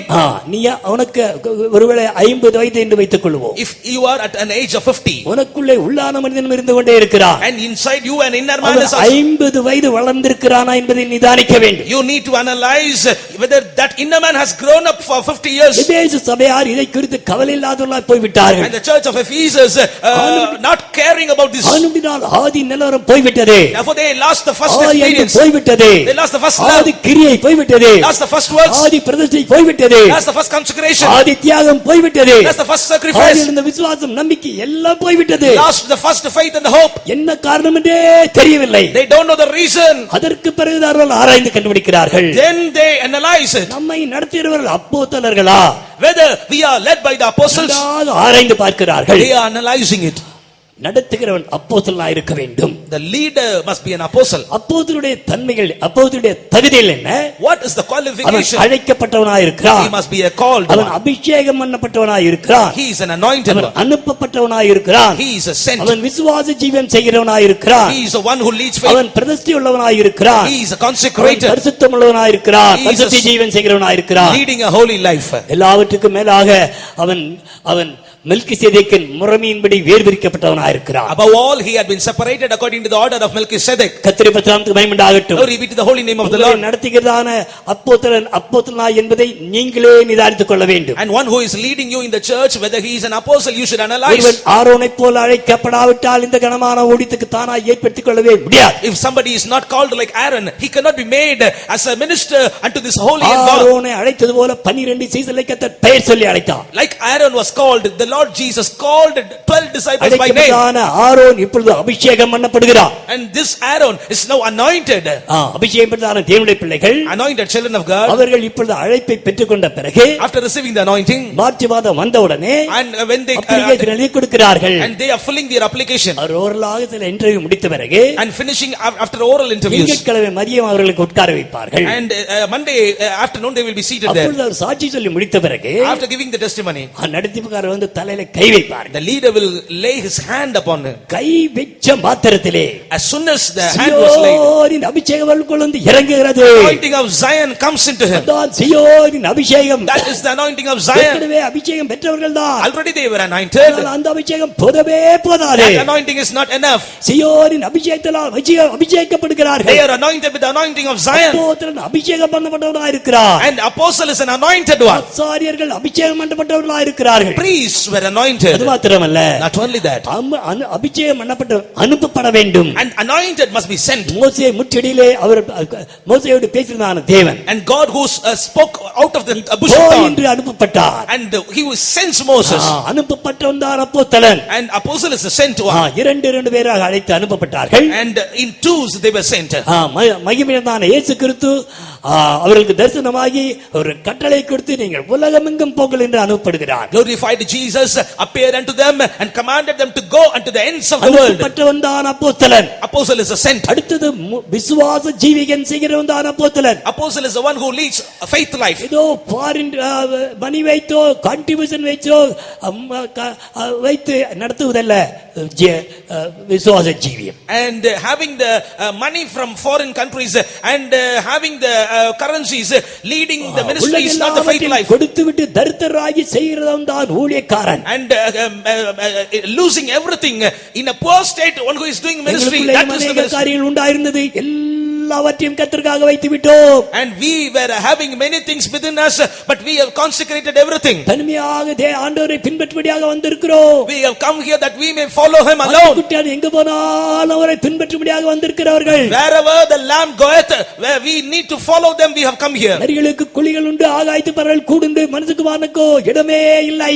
Foxes have holes and the birds of the air have nests, but the son of man does not have any place to rest. நம்மளுக்கு வைத்தவங்க கூட எங்களுக்கு நிரந்தரமே இல்லை. And the place in which we were living is not ours. Transfer வந்தோன்னு போய்க்கொண்டே இருப்போம். As soon as we are getting transfer, we will go on. பயமுண்டாவதாக. Glory be to the holy name of the Lord. விசுவாச ஜீவியம் செய்கிறவன் தான் அப்போஸ்தலன். One who is leading faith life, he is an apostle. அது மாத்திரமல்ல, அவன் பிரதிஷ்டையுள்ளவனாய் இருக்க வேண்டும். Not only that, he must be a consecrated one. தேவனுடைய பிள்ளைகள் பிரதிஷ்டையுள்ளவனாய் இருக்க வேண்டும். Children of God must be consecrated. கர்த்தருடைய பரிசுத்த பயமுண்டாவதாக. Glory be to the holy name of the Lord. நாம் நன்றாக அறிந்திருக்கிறோம். We all know it. அது மாத்திரமல்ல, பரிசுத்த ஜீவியம் செய்கிறவர்களாய் இருக்க வேண்டும். Not only that, they should have a holy life. பரிசுத்த ஜீவியம் இல்லாமல் நாம் அப்போஸ்தலன் என்று சொல்லவே முடியாது. Without holy life, he cannot be called an apostle. கர்த்தருடைய ஊழியத்தை வியாபாரமாக செய்யக்கூடாது. And we should not do the Christian ministry as a business. பூமிக்கு ஆண்டவராய் இருக்கிறவர் பரிசுத்தராய் இருக்கிறார். And the one who is the owner of the heaven and the earth is holy. பரிசுத்தராய் இருக்கிறதுപോലെ நீங்களும் எனக்கேற்ற பரிசுத்தமுள்ளவர்களாய் இருங்கள். As I am holy, you should be also holy unto me. பரிசுத்த ஜீவியம் செய்கிறவன் தான் அப்போஸ்தலன். One who is leading a holy life is an apostle. கர்த்தருடைய பரிசுத்தத்துக்கு பயமுண்டாகட்டும். Glory be to the holy name of the Lord. இப்படிப்பட்டதான அப்போஸ்தலனை கர்த்தர் தாயின் கர்ப்பத்திலிருந்தே வேறுபிரிக்கிறார். And these apostles right from the mother's womb, the Lord God is separating. இடையிலே எத்தனையோ பேர்கள் அதில் வரக்கூடும், ஆனால் கர்த்தர் அவரை விடவே இல்லை. And many people may come here like this, but God is not calling him. கர்த்தர் அவனை பாதுகாத்துக் கொண்டே வருகிறார். God is preserving us hitherto. என்றால் அழைத்த தேவன் உண்மையுள்ளவராய் இருக்கிறார். Because faithful is he that called us. செய்வார். He will do as such. Hallelujah. Hallelujah. கர்த்தருடைய பரிசுத்த Glory be to மகிமையுண்டாவதாக. the holy name of the Lord. அடுத்தபடியாக அவன் மெல்கிசேதேக்கின் முறைமைக்குள்ளாக வர வேண்டும். Nextly, he must come to the order of Melchizedek. உலகத்தில் எத்தனையோ ஊழியக்காரர்கள் உண்டு. Many ministers are there. மற்றவர்கள் எங்களை குற்றப்படுத்துவது போல நாங்கள் ஒரு காலம் அவருடைய ஊழியத்தை குற்றப்படுத்தவே இல்லை. As many others are accusing us, we are not accusing them. எனக்கு இன்னமும் எத்தனையோ வெளியே இருக்கதான ஊழியக்காரர்கள் என்னோடு பழக்கமாக இருக்கிறார்கள். And even now I have acquaintance with the other servants of God. பல காரியங்களுக்காக அடிக்கடி வந்து ஜெபிக்கும்படியாக கேட்டுக்கொள்வார்கள். And they will come often and get prayed for. என்னோடு மிகவும் ஐக்கியமா இருக்கிறார்கள். And they are having much fellowship ஒரு with me. காலம் அவர்களை குறை சொல்லுவதே இல்லை. I will not blame him. என்றால் அடிக்கடி நான் அவரோடு ஒப்பிட்டு பார்த்து நான் கர்த்தரிடம் மன்னிப்பு கேட்பதுண்டு. I will compare myself with them and I will ask அவர்கள் pardon. ஊழியம் செய்யும்படியாக காடு மேடு மலையெல்லாம் சுற்றி ஜனங்கள் மத்தியிலே அவர்கள் இப்படியாக அவர் கஷ்டப்பட்டு பாடுபட்டு ஊழியத்தை செய்து கொண்டே And இருக்கிறார்கள். with much suffering and much labor, they pass on to hills and jungles and they are doing the ministry of the ஆண்டவரே, Lord. நான் அப்படி செய்வதே இல்லை. Lord, I am not doing that. என்னை மன்னியும் ஆண்டவரே. You should forgive me, O Lord. அவருடைய ஊழியத்தை ஆசீர்வதியும் ஆண்டவரே. Bless their ministry. நான் அவர்களுக்கு அவர் ஜெபித்து ஆசீர்வதிப்பது உண்டு. I will pray and I will bless them. மற்ற ஊழியத்தை நாங்கள் ஒரு காலம் குறை சொல்லவே மாட்டோம். ஊழியக்காரரை குறை சொல்லவே மாட்டோம். I will never ever accuse other ministries and other servants of God. ஆனால் ஒன்று, But one thing, மெல்கிசேதேக்கின் முறைமையிலே செய்யறதான ஊழியம் உண்டு. a ministry which is after the order of அதை Melchizedek. குறித்து இந்த காலை வேளையிலே தெளிவாக கேள்விப்பட்டோம். In this morning time we very clearly ஒருவன் read about it. சீசனாய் இருக்க விரும்பினால் If one wants to be my disciple, தகப்பனையும் தாயும் விட வேண்டும். he must have to forsake father and mother, மனைவியும் பிள்ளைகளையும் விட வேண்டும். forsake husband and children, சகோதர சகோதரிகளை விட வேண்டும். forsake brother and sister. தன்னுடைய ஜீவனுக்குரியதான எல்லாவற்றையும் விட வேண்டும். He should have to forsake all things that are pertaining to his life. மெல்கிசேதேக்கின் முறைமை குறித்து எபிரேயர் நிருபம் 7ஆம் அதிகாரம் 2ஆம் 3ஆம் வசனங்களை தெளிவாக வாசிக்கிறோம். About the order of Melchizedek we read in Hebrews chapter 7 verses 2 and 3. மெல்கிசேதேக்கு குறித்து நாம் என்ன வாசிக்கிறோம்? What do we read about இவன் Melchizedek? தகப்பனும் தாயும் இல்லாதவன், He is the one without father, without mother, வம்ச வரலாறு இல்லாதவன், without descent, நாட்களின் துவக்கம் இல்லாதவன், having neither beginning of ஜீவனின் days முடிவில்லாதவன், nor end of life, தேவகுமாரனுக்கு ஒப்பானவன். made like unto the Son of God. கர்த்தருடைய பரிசுத்த மகிமை Glory உண்டாகட்டும். be to the holy name of the Lord. இதுதான் மெல்கிசேதேக். He is Melchizedek. இதுதான் மெல்கிசேதேக்கின் முறை. ஒருவன் இதற்குள்ளே வந்தால் அவன் மெல்கிசேதேக்கின் முறைமைக்குள்ளே வந்திருக்கிறான். If one man comes into this, he have come to the order of Melchizedek. ஆரோனின் முறையை மாற்றி கர்த்தர் மெல்கிசேதேக்கின் முறையை இயேசு கிறிஸ்து அறிமுகப்படுத்துகிறார். Changing the order of Aaron, that Jesus Christ is introducing the order of Melchizedek. தகப்பனும் தாயும் இல்லாதவன், He is without father, without mother. எப்பொழுது ஊழியக்காரன் இல்லாட்டால் சீசன் தகப்பனும் தாய் இல்லை இடத்துக்கு வருகிறான். When a disciple or a servant of God is coming to a position in which he is without father, காலையில் without நாம் mother. கேள்விப்பட்டது போல லூக்கா சுவிசேஷம் 14ஆம் அதிகாரம் 26ஆம் வசனத்திலே தன்னுடைய தகப்பனையும் தாயும் வெறுத்து விடும் பொழுது தகப்பனும் தாயும் இல்லை என்ற இடத்துக்கு வருகிறார். And as we heard in the morning, according to Luke chapter 14 verses 26, when he hates his father and mother, he is coming to a position in which he is without father and without mother. வம்ச வரலாறு இல்லாதவர், He is without descent. மனைவியும் பிள்ளைகளையும் வெறுக்கும் பொழுது இல்லாவிட்டால் விவாகமே செய்யாமல் இருக்கும் பொழுது வம்ச வரலாறு இல்லை என்ற இடத்துக்கு வருகிறார். When he hates his wife and children, or when he is not given in marriage, he is coming to this place that he is without descent. நாட்களின் துவக்கம் இல்லை என்ற இடத்துக்கு எப்பொழுது வருகிறார்? Having neither beginning of days, when he comes here. இப்ப எனக்கு என்னுடைய பர்த்டே என்ன என்று எனக்கு தெரியவில்லை என்று வைத்துக் கொள்ளுங்க. If suppose I don't know my birthday, எனக்கு மேல இருக்கிற அக்கா எனக்கு கீழே இருக்கிற தம்பிக்கு இடையில அவருடைய வயசு என்னன்னு கேட்டா அது ரெண்டுக்கு இடையில இருக்கிற வயது தான் என்னுடைய வயது. and if I count the elder sister and a younger brother, if I count, then I can find my days. அவர் ரெண்டு பேருமே இல்லாவிட்டால் If they both are not there, நாட்களின் துவக்கத்தை அசியம் பண்ணவே முடியாது, நிதானிக்கவே முடியாது. I cannot assume even the beginning of days. பெங்களூர்ல ஒரு இடத்துல ஒரு வாலிபன் ஒரு நாகாலாந்து பெண்ணை கல்யாணம் விவாகம் செய்து கொண்டு வந்தான். In Bangalore, an young man married a girl from Nagaland, அவன் ஒரு சிறு வயது வாலிபன் தான். and he was a young small age, அந்த சகோதரியும் வாலிப பிள்ளை பார்த்து காணப்படுகிறது. and that sister is also an young girl. விவாகம் செய்து வந்தவர் பார்த்தால் அவருக்கு வயது 48. But the man who got married was about 40 years. சகோதரிகளை நீ விட்டு விடும் பொழுது நாட்கள் துவக்கமில்லை நான் இடத்துக்கு வருகிறாய். When you leave your sister and brother, ஜீவனின் முடிவில்லாத இடத்துக்கு எப்பொழுது வர முடிகிறது? when you can come to the place end of without end of life. 14ஆம் அதிகாரம் 32ஆம் வாசிக்கும் பொழுது, when we read Luke chapter 14 verse 32, ஜீவனை வெறுக்கும் பொழுது முடிவே இல்லாத இடத்துக்கு வருகிறார். when we hate our life, we come to a position, இவன் தான் அப்போஸ்தலன், he is the apostle. இவன் தான் உன்னை பூரணத்துக்கு நேராக வழிநடத்தவே முடியும். Only he can lead you towards அருமையான perfection. தேவனுடைய பிள்ளையே, பாரம்பரியத்தை பேசிக்கொண்டே இருக்காதே. Beloved child of God, do not speak about your tradition. நாட்கள் இல்லவே இல்லை. There are no more days. கொஞ்ச நாட்கள் தான் இருக்கிறது. Very few days are there. இந்த நாட்கள் கர்த்தருக்கு கடைசி நொடிப்பொழுதாக இருக்கிறது. These are going to be the last moment for the Lord. அவருக்கு இவைகள் கடைசி நொடிப்பொழுதுகளாக இருக்கிறது. These are the last moments for the Lord. வைராக்கியமாக கிரியை செய்து கொண்டே இருக்கிறார். With a very great vehement zeal he is working. ஒரே நாளிலுடைய சுத்தமானாக மாற்ற அவரால் முடியும். If you surrender, he is able to sanctify you within a day. எங்க அம்மாவுடைய அப்பா கூட பிறந்த அத்தனை பேர் ரெவரண்ட் ஃபேமிலி தான். And all my grandfather's family was a reverend family. 1860 70 80 இந்த வருடங்களிலே அவர்கள் ஊழியம் செய்தவர்கள். And they have done ministry in the year 1970s and 1980s. அவர்கள் ரெவரண்ட் ஞானமணி ஐயர், தவமணி ஐயர், சிகாமணி ஐயர் எல்லாம் மணி ஐயர் தான். And they are all Reverend Jnanamani Iyer, Reverend Davmani Iyer, Reverend Sigamani Iyer. 100 விடுகதைகள், 100 சிறுகதைகள், 100 பாட்டுகள், 100 பல்லவிகள், 100 கதைகள், 100 பாடல்கள், இப்படி 100 என்று நிறைய கட்டி இருக்கிறார். உண்மைதான். And they have composed 100 songs, 100 stories, 100 parables like that. CSSல எல்லாம் இயேசுவே என்ற பாட்டை பாருங்கள். And all music they used to play. ஆனால் அப்போஸ்தலர்கள் அல்ல.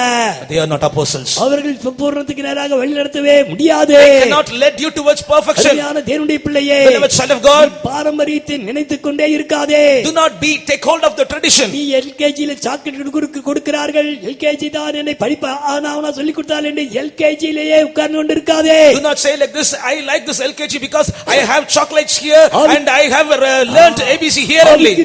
வளர்ந்து போக வேண்டும். You need to go forward in the spiritual life.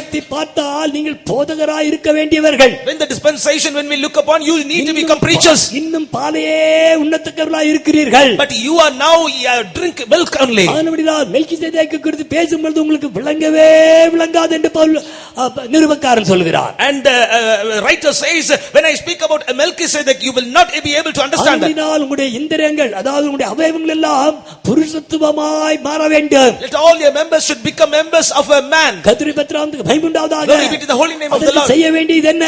Father, what you need? அப்போஸ்தலரோடு ஐக்கியப்படுவாயாக.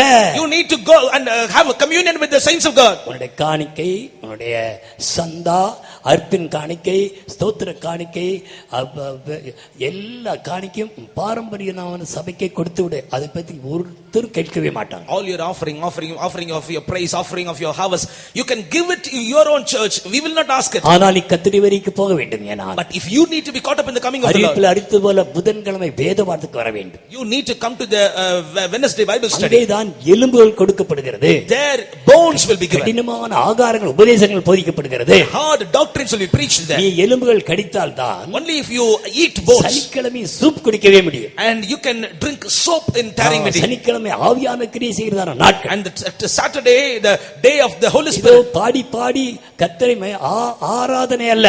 And it is not worshiping the Lord by singing songs. இருந்து நேரத்தை போக்கிக் கொண்டே இருப்பதல்ல. And not spending your time by singing songs and worshiping. ஆவியானவர் உனக்குள்ளே வந்து ஆவியானவர் உன்னை மறுரூபப்படுத்துகிறதான வேலைதான் காத்திருக்கிறதில் நடைபெறுகிறது. The work which is done in the tarrying meeting is the work of transformation by the Spirit of God. மகிமை உண்டாவதாக. Glory be to the name of the Lord. அப்போஸ்தலர் அல்லாமல் பரிசுத்தவான்கள் பூரணப்படவே முடியாது. Without the apostles, saints cannot be made perfect. ஆனபடியால்தான் இந்த அப்போஸ்தலருடைய கரத்திலே தான் கர்த்தர் ரகசியமாகிய இந்த ஞானத்தை ஒப்புக் கொடுத்திருக்கிறார். And to the hands of the apostles, the Lord has given this mystery of the wisdom. கொலோசியர்கள் முதலாம் அதிகாரம் 28ஆம் வசனம் வாசிக்கும் பொழுது, when we read Colossians chapter 1 and verse 28, உபதேசம் என்ன என்றும் அப்போஸ்தலருடைய ஊழியம் என்ன என்பதை குறித்து தெளிவாக சொல்லப்பட்டிருக்கிறது.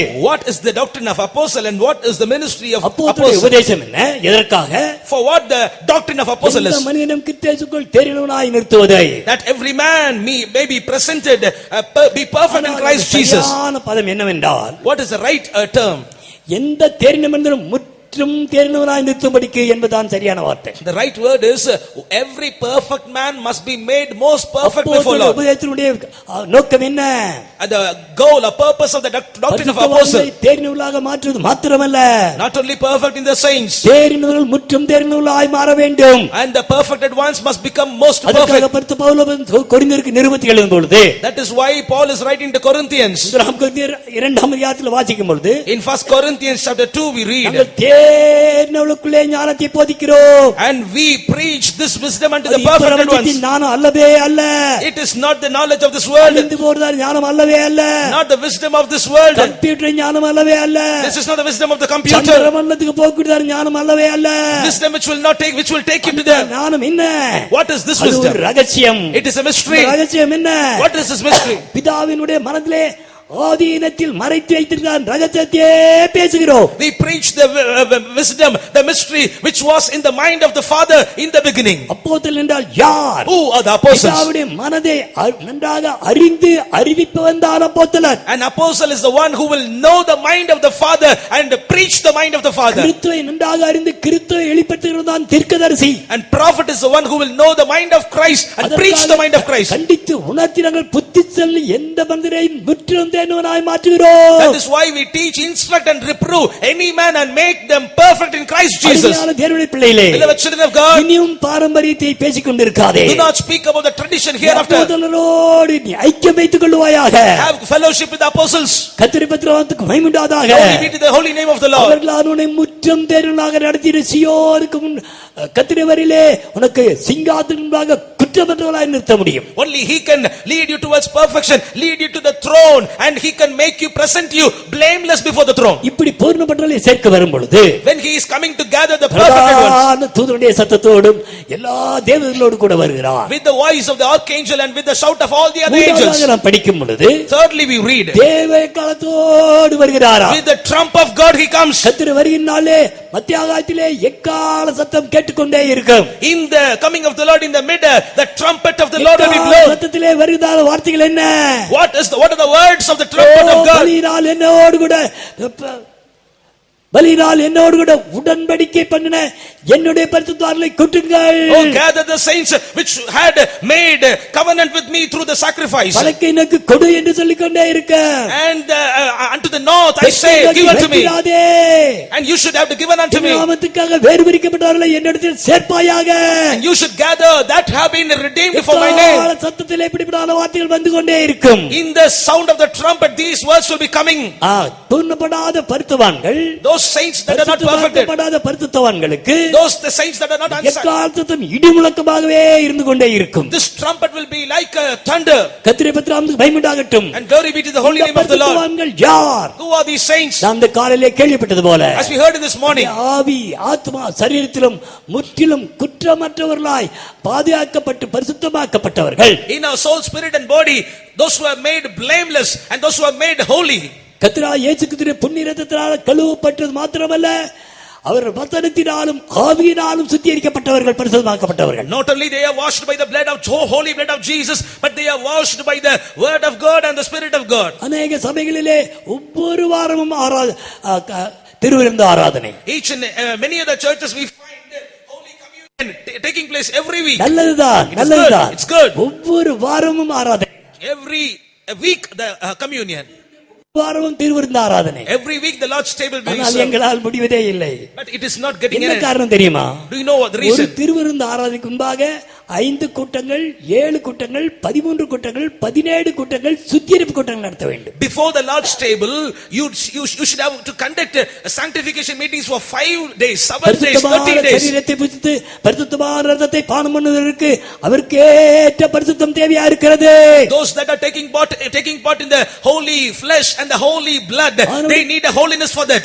ஆனபடியால் பரிசுத்தாவினாலும் பரிசுத்தமாக்கப்பட்டிருக்கின்ற தேவனுடைய பிள்ளைகள் வசனத்தினாலும் சுத்திகரிக்கப்படும்படிக்கு சுத்திகரிப்பு கூட்டத்துக்கு வருகிறார்கள். And therefore the people who are already washed by the blood of Jesus, they are coming to the sanctification meetings that they may be washed by the word of God. ஆத்துமாவிலேயும் சரீரத்திலேயும் இயேசுவின் இரத்தத்தினாலும் இயேசுவுடைய இரத்தத்தினாலும் வசனத்தினாலும் ஆவியினாலும் சுத்திகரிக்கப்பட்டு பரிசுத்தமாக்கப்பட்டவர்கள். And those that are washed and sanctified by the blood of Jesus and the word of God and the spirit of God in their soul, spirit and body. பூர்ணமாக்கப்பட்டவர்கள். Those that are perfected. ஒவ்வொரு நாளும் ஜெயத்தின் மேல் ஜெயித்து ஜெயாளிகளாக ஜீவிக்கிறவர்கள். Each and every day they are attaining success over success. அவர்கள் தான் எப்பொழுது ஆண்டவர் வருவார் என்று அவரோடு காத்துக் கொண்டிருக்கிறார்கள். They are ardently waiting for the coming of the Lord. காத்துக் கொண்டிருக்குதான் அனுபவம் என்றான ஒரு அனுபவம் உண்டு. And there is an experience of waiting for the Lord. பூரணமாக்கப்பட்ட பிறகு, after being made perfect, வெற்றி வெற்றி ஜெயகரமான ஜீவன் செய்து கொண்டிருக்கும் பொழுது, when they are leading an overcoming life, அதே போல பரிசுத்தமாக்கப்பட்ட பிறகு, after being made sanctified, காத்து கொண்டிருக்கதான ஒரு நாட்கள் காலங்கள் உண்டு, and dispensation in which we are waiting for the Lord, அப்ப பாவமில்லாமல் அவளோடு காத்து கொண்டிருக்கிறதான் இயேசு கிறிஸ்து வரப்போகிறார். and those that are ardently waiting for the coming of the Lord. கர்த்தருக்கு மகிமை உண்டாவதாக. Glory be to the holy name of the Lord. அருமையான தேவனுடைய பிள்ளைகளே, Beloved children of God, இந்த நாட்களிலே, in these days, கொரோனாவின் நாட்களிலே நாம் விரும்பப்பட்டவர் வருவார் என்று வேத வசனம் தெளிவாக சொல்லுகிறபடினால், very clearly word of God says, in these days of corona, the desire of all nations shall appear, இனி நமக்கு காலமே இல்லை, and no more we will have time. கர்த்தருடைய பரிசுத்தத்துக்கு மகிமை உண்டாவதாக. Glory be to the holy name of the Lord. அசைவில்லாத ராஜ்யத்தை பெறும்படிக்காக தான் கர்த்தர் என்னை உங்களை அழைத்திருக்கிறார். God has called you and me that we will inherit the immovable kingdom. ராஜ்யம் புதிய எருசலேம் சீயோனுடைய காலைவெளியில் தெளிவாக கேள்விப்பட்டோம். In the morning time we very clearly heard immovable kingdom of God is the new Jerusalem and Zion. அதற்கு முன்பாக 1000 வருஷ சாட்சி, கர்த்தருடைய வரிக்கு பிறகு 1000 வருஷ சாட்சி, and before the coming of the Lord a millennial reign will be there. 1000 வருஷ சாட்சி குறித்து ஏசாயா 11ஆம் அதிகாரம் 6ஆம் வசனத்துக்கு கீழே நாம் வாசிக்க முடியும். In prophetical book of Isaiah chapter 11 verses 6 onwards, ஏசாயாவின் புத்தகம் 32ஆம் அதிகாரத்தில் முதல் 2 வசனங்களை வாசிக்க முடியும். Isaiah chapter 32 verses 1 and 2. இன்னும் பல இடங்களிலே 1000 வருஷ சாட்சி குறித்து வாசிக்கிறோம். And in many places we read about the millennial reign after the coming of the Lord. மகிமை காட்டிலும் இந்த பிந்தி நாளத்தின் மகிமை மிகவும் பெரிதா இருக்கும். And the glory of this latter house shall be greater than that of the farmer. இந்த பூமியிலே முந்தின ஆலயம் என்று சொல்வது ஏதேன் தோட்டம். And the farmer house is the garden of Eden in this earth. இந்த பூமியிலே பிந்தின ஆலயம் என்று சொல்வது 1000 வருஷ சாட்சி. In this earth the latter house speaks of the millennial reign. இரண்டுமே கைகளால் கட்டப்படாதவைகள். And these two are not built with hands. எபிரேய நிருபக்காரன் என்ன சொல்கிறார்? But what does the epistle writer to Hebrews says? உண்டாக்கப்பட்டது போல மாறி போகும். It will be changed as if they are made. 1000 வருஷ சாட்சியிலே In the millennial reign. Eden தோட்டத்திலே எப்படி இருந்ததோ அதே நிறத்தை பெற்றுக்கொள்ள போகிறது. And it is going to attain the state as if it were created in the garden of Eden. ஆதாமும் ஏவாள் மாத்திரமே மகிமை நிறைந்த சரீரத்திலே இருந்தார்கள். And in the garden of Eden Adam and Eve were in the glorified state. ஆண்டவராகிய இயேசு கிறிஸ்து ராஜாதி ராஜாவாய் இருக்க போகிறார். And the Lord Jesus Christ is going to be like the King of Kings. கர்த்தர் வரியிலே காணப்படுகிற நாம் எல்லாரும் ராஜாக்களும் பிரபுக்களுமாய் இருந்து 1000 வருடம் பூமி அரசாள போகிறோம். We who are going to be caught up with the coming of the Lord will be like kings and princes. We are going to rule this nation. நாம் இந்த சரீரத்தில் இருக்கவே மாட்டோம். We will not be found in this body. மகிமையான சரீரத்திலே காணப்படுவோம். We will be in the glorious one. Eden தோட்டத்தில் எப்படி இருந்ததோ as in the garden of Eden. அதே போல இந்த பூமியில 1000 வருஷம் காணப்படும். Likewise in this year for 1000 years we will be. மிருகங்கள் ஊரும் பிராணிகள் ஆகாயத்து பறவைகள் எல்லாமே உண்டாக்கப்பட்டது போல மாறி போகும். All the animals, birds and the creeping things will become as if they are made. வியாதியிலே நொந்து கொண்டு வேதனைப்பட்டிருக்கிறார் அருமையான தேவனுடைய பிள்ளையே. Child of God who are filled with agony because of your sickness. அசைவு உனக்குள்ளே வந்த பிறகு as this power will come, பலவீனங்கள் சுகவீனங்கள் மாற்றப்பட்டு all your sickness and weakness will be உண்டாக்கப்பட்டது போல மாற போகிறாய். You are going to be changed like as if you are made. தெய்வீக சத்தியத்தை விசுவாசிக்கிறவர்கள் அல்லேலூயா சொல்லுங்க. And those who believe this truth shout hallelujah. ஹல்லே. வியாதியே இல்லாத ஒரு சரீரம், body without sickness. அது மாத்திரமல்ல, not only that, மகிமையடைந்ததான சரீரம், the body which is glorified. நினைத்த உடனே எருசலேம் தேவாலயத்துக்கு போய் விடுவோம். And we will be in the new Jerusalem. கர்த்தருடைய பரிசுத்த மகிமை உண்டாகட்டும். Glory be to the name of the Lord. அதற்கு பிறகு நித்தியம் ஸ்தாபிக்கப்படும். After that eternity will be established. அருமையான தேவனுடைய பிள்ளைகளே, children of God, நித்தியத்தில் அநேக வாசஸ்தலங்கள் உண்டு. In eternity many. நான் போய் உங்களுக்காக ஒரு ஸ்தலத்தை ஆயத்தம் பண்ண I go to prepare a place for you. ஒரு ஸ்தலத்தை தான் ஆயத்தப்படுத்துவார். One place he will prepare. அந்த ஸ்தலத்தை ஆயத்தம் பண்ணின பின்பு after preparing that place நான் திரும்பமாக வந்து I will come back to you. உங்களை என்னிடமாய் சேர்த்துக் கொள்வேன். I will gather you unto me. யோவான் 14ஆம் அதிகாரம் 3-4 வசனத்திலே வாசிக்கிறோம். John chapter 14 verses 3 and 4 we read. அவர் ஒரு இடத்தை மாத்திரம் தான் தருவார், ஏமாந்து போய்விட வேண்டாம். Do not get cheated, he will give only one place for you. ஒரு இடம் ஒரு வீடு கூட அவர் கட்டவே மாட்டார். He will not give a house for you. பூமியிலே காணப்படுகிற எல்லாம் தேவனால் உண்டாக்கப்பட்டது, எல்லாம் அவரை கொண்டு அவருக்கென்றுமே சிருஷ்டிக்கப்பட்டது. All things that are created on this earth have been created for him. ஆனால் பரலோகத்தில் நின்றது ஒன்றும் அவர் உண்டாக்கப்பட்டதே அல்ல, அவர் உண்டாக்கியதே அல்ல. And the things that are in heaven have not been created by him. மனிதன் இந்த பூமியிலே இருக்கும் பொழுதுதான் நித்தியத்திலே வீட்டையோ மாளிகையோ அரண்மனையோ பங்களாவையோ கட்டிக்கொள்ளவே முடியும். And man by his life on this earth he can build a palace, build a house for him in the heaven. ஒரு மனிதன் எப்படி வெட்டி கட்டுவான் என்பதை குறித்து காலையிலே தெளிவாக கேள்விப்பட்டோம். Very clearly we heard in the morning how a man is building his house. எபேசியர் 2ஆம் அதிகாரம் 20, 21, 22 வசனங்களிலே முளைக்கல் வைக்கப்பட வேண்டும், ரட்சிப்பிலே மூலைக்கல் வைக்கப்படுகிறது, ஞானஸ்தானத்திலே அத்திபார கற்கள் வைக்கப்படுகிறது, பரிசுத்த ஆவியின் அபிஷேகத்திலே ஒரு வாசஸ்தலமாக கட்டப்படுகிறது. And at our salvation the cornerstone is laid, in our baptism foundation stones are laid, and when we are filled with the Spirit of God all the stones are built up. நீதிமொழிகள் 24 அதிகாரம் 4வது வசனத்தை வாசிக்கும் பொழுது 3வது வசனத்தை வாசிக்கும் பொழுது when we read in Proverbs chapter 24 verse 3, ஞானத்தினால் வீடு கட்டப்படும், by the wisdom the house is built. பரலோகத்திலே எந்த விஞ்ஞானியும் ஒன்றையும் கட்டவே முடியாது. In the kingdom of heaven any scientist cannot build. இல்லாமல் வீடு கட்டவே முடியாது. Without Jesus no one can build. ஞானம் என்பது யார்? Who is this wisdom? 2 கொரிந்தியர் 1வது அதிகாரம் கடைசி வசனத்தை வாசிக்கும் பொழுது when we read 2 Corinthians chapter 1 the last verse, அவரே தேவனால் நமக்கு ஞானம். he is the wisdom unto us through the ஞானம் God. இல்லாவிட்டால் பரலோகத்திலே ஒரு செங்கல் கூட வைக்க முடியாது. Without this wisdom we cannot lay a brick even in the heaven. இவரை கொண்டுதான் நாம் அங்கே வீடையோ மாளிகையை கட்டிக்கொண்டே இருக்கிறோம். Only by him we are building up a palace in heaven. ஞானத்தினால் வீடு கட்டப்படுகிறது, and by the wisdom the house is built. விவேகத்தினால் அது நிலைநிறுத்தப்பட வேண்டும். by the understanding it should be அருமையான established. தேவனுடைய பிள்ளையே, beloved children of God, வீட்டு பரலோகத்திலே உனக்கு கொடுக்கப்பட்ட இடத்திலே அருமையான பங்களா கட்டிவிட்டாய், நல்லதுதான். and you have built a very great house in the kingdom of God. It is good. இப்பொழுது எங்கே நிலைநிறுத்த போகிறாய்? now where you are going to establish it? விவேகத்தினால் வீடு நிலைநிறுத்தப்படும். by understanding the house will be established. விவேகி யார் என்பதை குறித்து தெள்ள தெளிவான காலையிலே கேள்விப்பட்டோம். in the morning we heard about who is the man of understanding. நீதிமொழிகள் 27 அதிகாரம் வாசிக்கும் பொழுது when we read in Proverbs chapter 26, நியாய பிரமாணத்தை கைக்கொள்கிறவன், வேத பிரமாணத்தை கைக்கொள்கிறவனே விவேகி. and he that keepeth the word of God is the wise man. வேத பிரமாணத்தை கைக்கொள்கிறவனே அவனே விவேகி. and one who is following or keeping the word of God. இந்த வீட்டை ஏதாவது ஒரு இடத்திலே நிலைநிறுத்த வேண்டும். and you should have to establish this house in one place. பத்து சபையில் இருக்கிற தேவனுடைய பிள்ளைகளுக்கு 2 இடங்கள் காண்பிக்கப்படுகிறது. and unto the children of God 2 places are shown. வீட்டை எங்கே நிலைநிறுத்த போகிறாய்? where you are going to establish your place. அருமையான பெற்றோரே, and beloved parents, நீங்கள் இப்பொழுது புதிய எருசலேமுக்காக ஆயத்தமாகிக் கொண்டிருக்கிறீர்கள். புதிய எருசலேமிலே ஸ்தாபிக்கப் போகிறீர்கள். now you are going to prepare yourself for the new Jerusalem, and you are going to establish yourself in there. காலையிலே கேள்விப்பட்டோம், புதிய எருசலேம் என்றால் சியோன், சியோன் என்றால் புதிய எருசலேம். and Zion is new புதிய Jerusalem. எருசலேம் இல்லாமல் சியோன் இல்லை, சியோன் இல்லாமல் புதிய எருசலேம் இல்லை. without Zion there is no new Jerusalem, without new Jerusalem there is no Zion. சியோனை சொந்தமாக்கிக் கொள்ள வேண்டுமேயானால் if you want to inherit Zion, எவ்வளவு பரிசுத்தம் தேவையா இருக்கிறது? you need how much holiness? பிதாவுக்கேற்ற பரிசுத்தம் தேவையா we இருக்கிறது. need holiness unto the Father, அதுக்கேற்றான நீதி தேவையா இருக்கிறது. righteousness unto him. அவருடைய அதே அன்பை பெற்றுக்கொண்டவர்களாக இருக்கிறார்கள். we need to receive the holy and love. அன்பிலே நடந்து கொள்ளுகிறவர்களாக இருக்கிறார்கள். they walk in that love. அதே சித்தத்தை மாத்திரமே செய்கிறவர்களாக இருக்கிறார்கள். they do only his will. இப்படிப்பட்டதான எல்லா சப்ஜெக்டிலேயும் 100க்கு 100 வாயினர்கள் மாத்திரமே செய்யவனுக்கு ஆயத்தமாகிறார்கள். only they have attained a 100% in all these subjects can inherit Zion. அவர்களை பிதாவுக்கு சமமாக வைக்கிறார். and the Father is keeping them குமாரனுக்கு சமமாக வைக்கிறார். comparable to the Son. அப்படினால் எவ்வளவு விசேஷமான ஜீவம் அவரிடத்திலே எதிர்பார்க்கப்படுகிறது. how much high special life is expected from them.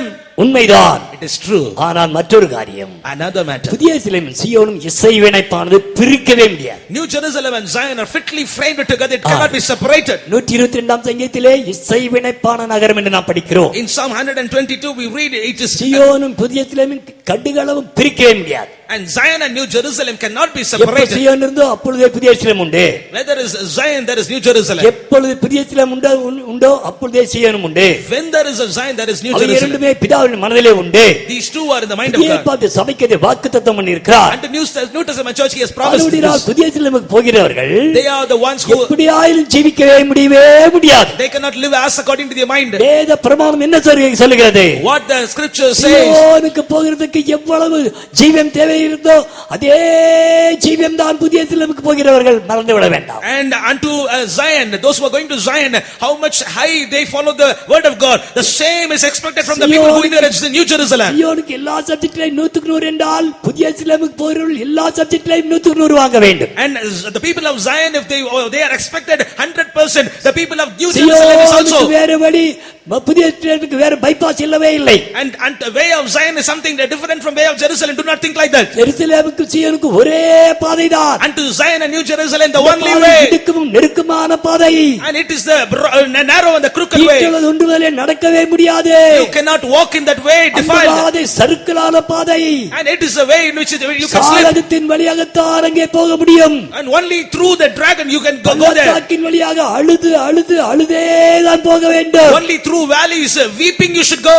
அதே தான் புதிய எருசலேமுக்கும். That is the same for New Jerusalem. கடுகளவு மாற்றமே இல்லை. There is nothing changed. இப்பொழுது வாலிபர்களுக்கு சிந்தனைக்கு நான் ஒரு காரியத்தை சொல்கிறேன். And to the thoughts of the youth I say one thing. பெற்றோர்கள் கஷ்டப்பட்டு புதிய எருசலேமுக்கு போகிறார்கள். நல்லதுதான். Your parents with the much struggle they go. புதிய எருசலேமுக்கு போக வேண்டுமேயானால் If you want to go to New Jerusalem. அவ்வளவு கஷ்டப்பட்டு புதிய எருசலேமுக்கு நீ போக வேண்டும். And you should have to how much struggle you should go to. அருமையான வாலிப சகோதரனே சகோதரியே. Therefore beloved young brother and sister. நீ சீயோனுக்கு போக ஏன் வாஞ்சிக்க கூடாது?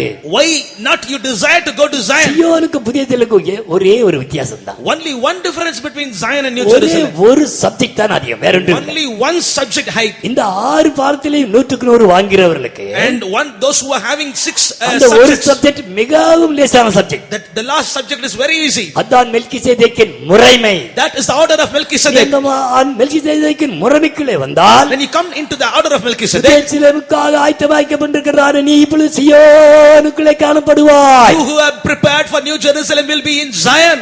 நான் எங்கே இருக்கணும் அங்கே இருக்கும்படிக்கு நான் இப்பொழுது வந்து உன்னை என்னோடு கூட சேர்த்துக் கொள்வேன். Where I am, I will take you to that same place. இந்த பாளையங்கோட்டையினுடைய கடைசி செய்தி உன்னை நோக்கி வந்து கொண்டே இருக்கிறது. The last message of the Palayangkotte convention is coming towards you. அருமையான வாலிப சகோதரனே சகோதரியே, Young brother and sister, நான் சீயோனுக்கு ஆயத்தமாகட்டும். let me be prepared for Zion. இயேசுவோடு கூட காணப்படட்டும். Let I be with Jesus. காலமாய் அவரோடு நான் வாழட்டும். I want to live with him eternity. நித்திய காலமாய் அவரோடு ஆளுகை செய்யட்டும். I want to rule with him eternally.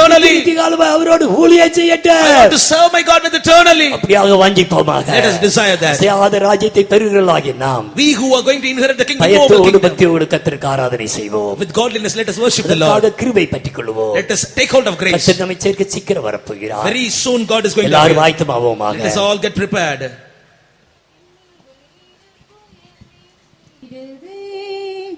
இப்பூவில் இயேசுவை பின் செல்வோர்க்கே இன்னல்கள் இடர் புயல் வீசிடுதே. இப்பூவில் இயேசுவை பின் செல்வோர்க்கே விசுவாசம் காத்து போர் செய்தவர் விண்மயமாகியே பரந்துயர்வார். விசுவாசம் காத்து போர் செய்தவர் விண்மயமாகியே பரந்துயர்வார். இக்காலநாதம் தனித்திடும் நேரம் இயேசுவே வானில் தோன்றிடுவார். இக்காலநாதம் தனித்திடும் நேரம் இயேசுவே வானில் தோன்றிடுவார். ஆர்ப்பரிப்புடனே மேகத்தில் நேரில் மரிசத்தரெல்லாம் மறைந்திடுவார். ஆர்ப்பரிப்புடனே மேகத்தில் நேரில் மரிசத்தரெல்லாம் மறைந்திடுவார். வான்பூமியாகி நவம் நிலை மாறியே வானவ சத்தத்தினால் அதில் நீடுதே. வான்பூமியாகி நவம் நிலை மாறியே வானவ சத்தத்தினால் அதில்